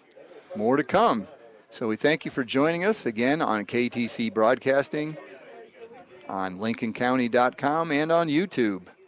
So for everybody at KTC, thank you to Calvin, Kevin, and JP back in the studio. I'm Dave Potter. He's Scott Tudor. Thank you for joining us, and good night. Folks, if you are looking to buy a new metal building, let me tell you the place to go. Unrivaled Metal Buildings in Lincolnton. With over 20 years experience, they specialize in metal carports, garages, RV covers, storage sheds, and more. They offer bank financing and a credit-free rent-to-own program. All of their units are engineer certified to meet local wind and snow requirements. Commercial sizes are available as well. Address is 2541 East Main Street, Lincolnton, or call 844-848-8676. Also check their website out at unrivalledmetalbuildings.com. Turner Hauser Insurance Group is excited to offer Medicare supplement plans, Medicare Advantage plans, and standalone drug plans. Open enrollment started October the 15th and will run through December the 7th. They are here to assist you in all your Medicare needs. Call them today at 704-732-9577 or stop by their office at 228 East Main Street in downtown Lincolnton. Turner Hauser Insurance Group. Get more bang for your buck this fall with Buck Days at James River Equipment. Buy any new John Deere 1 through 4 Series tractor with a loader and you'll receive your choice of a rear blade or a set of pallet forks for only $1. So whether you're leveling your driveway or doing some heavy lifting, James River can help you save big bucks. Visit jamesriverequipment.com/buckdays to learn more. Offer ends 11/30/23. Some restrictions apply. See dealer for details. James River delivers. It's the all-new Nissan of Shelby, where they do the right thing. First time, every time. Nissan of Shelby now has new management, plus a big new inventory with new prices, giving you a whole new customer experience. Check their amazing lineup, Nissan Rogues and Muranos, and trucks like the Nissan Frontier and Titan, plus a wide range of pre-owned vehicles with special rates and pricing. Come to the all-new Nissan of Shelby, 631 South Post Road, right off Highway 74 East in Shelby. Online at nissanofshelby.com. First Federal Savings Bank. They've been serving Lincoln County and the surrounding counties since 1940. If you're looking to build your dream home, purchase a new home, or buy land, they have the products and services for you. At First Federal Savings Bank, they want to get to know you by name and build a relationship for generations to come. Give them a call at 704-735-0416 or visit the website at ffsb-nc.com. Member FDIC and equal housing lender. Trusted, tried, and true. Those three words represent the highest standards for the Kawasaki Mule side-by-side. Trusted means being built strong and built to last. Tried means being put to the test by hardworking people doing the toughest jobs. True means staying authentic to the roots that run 30 years deep. Kawasaki Mule, the definition of trusted, tried, and true. See the Kawasaki Mule today at Full Throttle Power Sports, 101 Indian Walk in Lowell.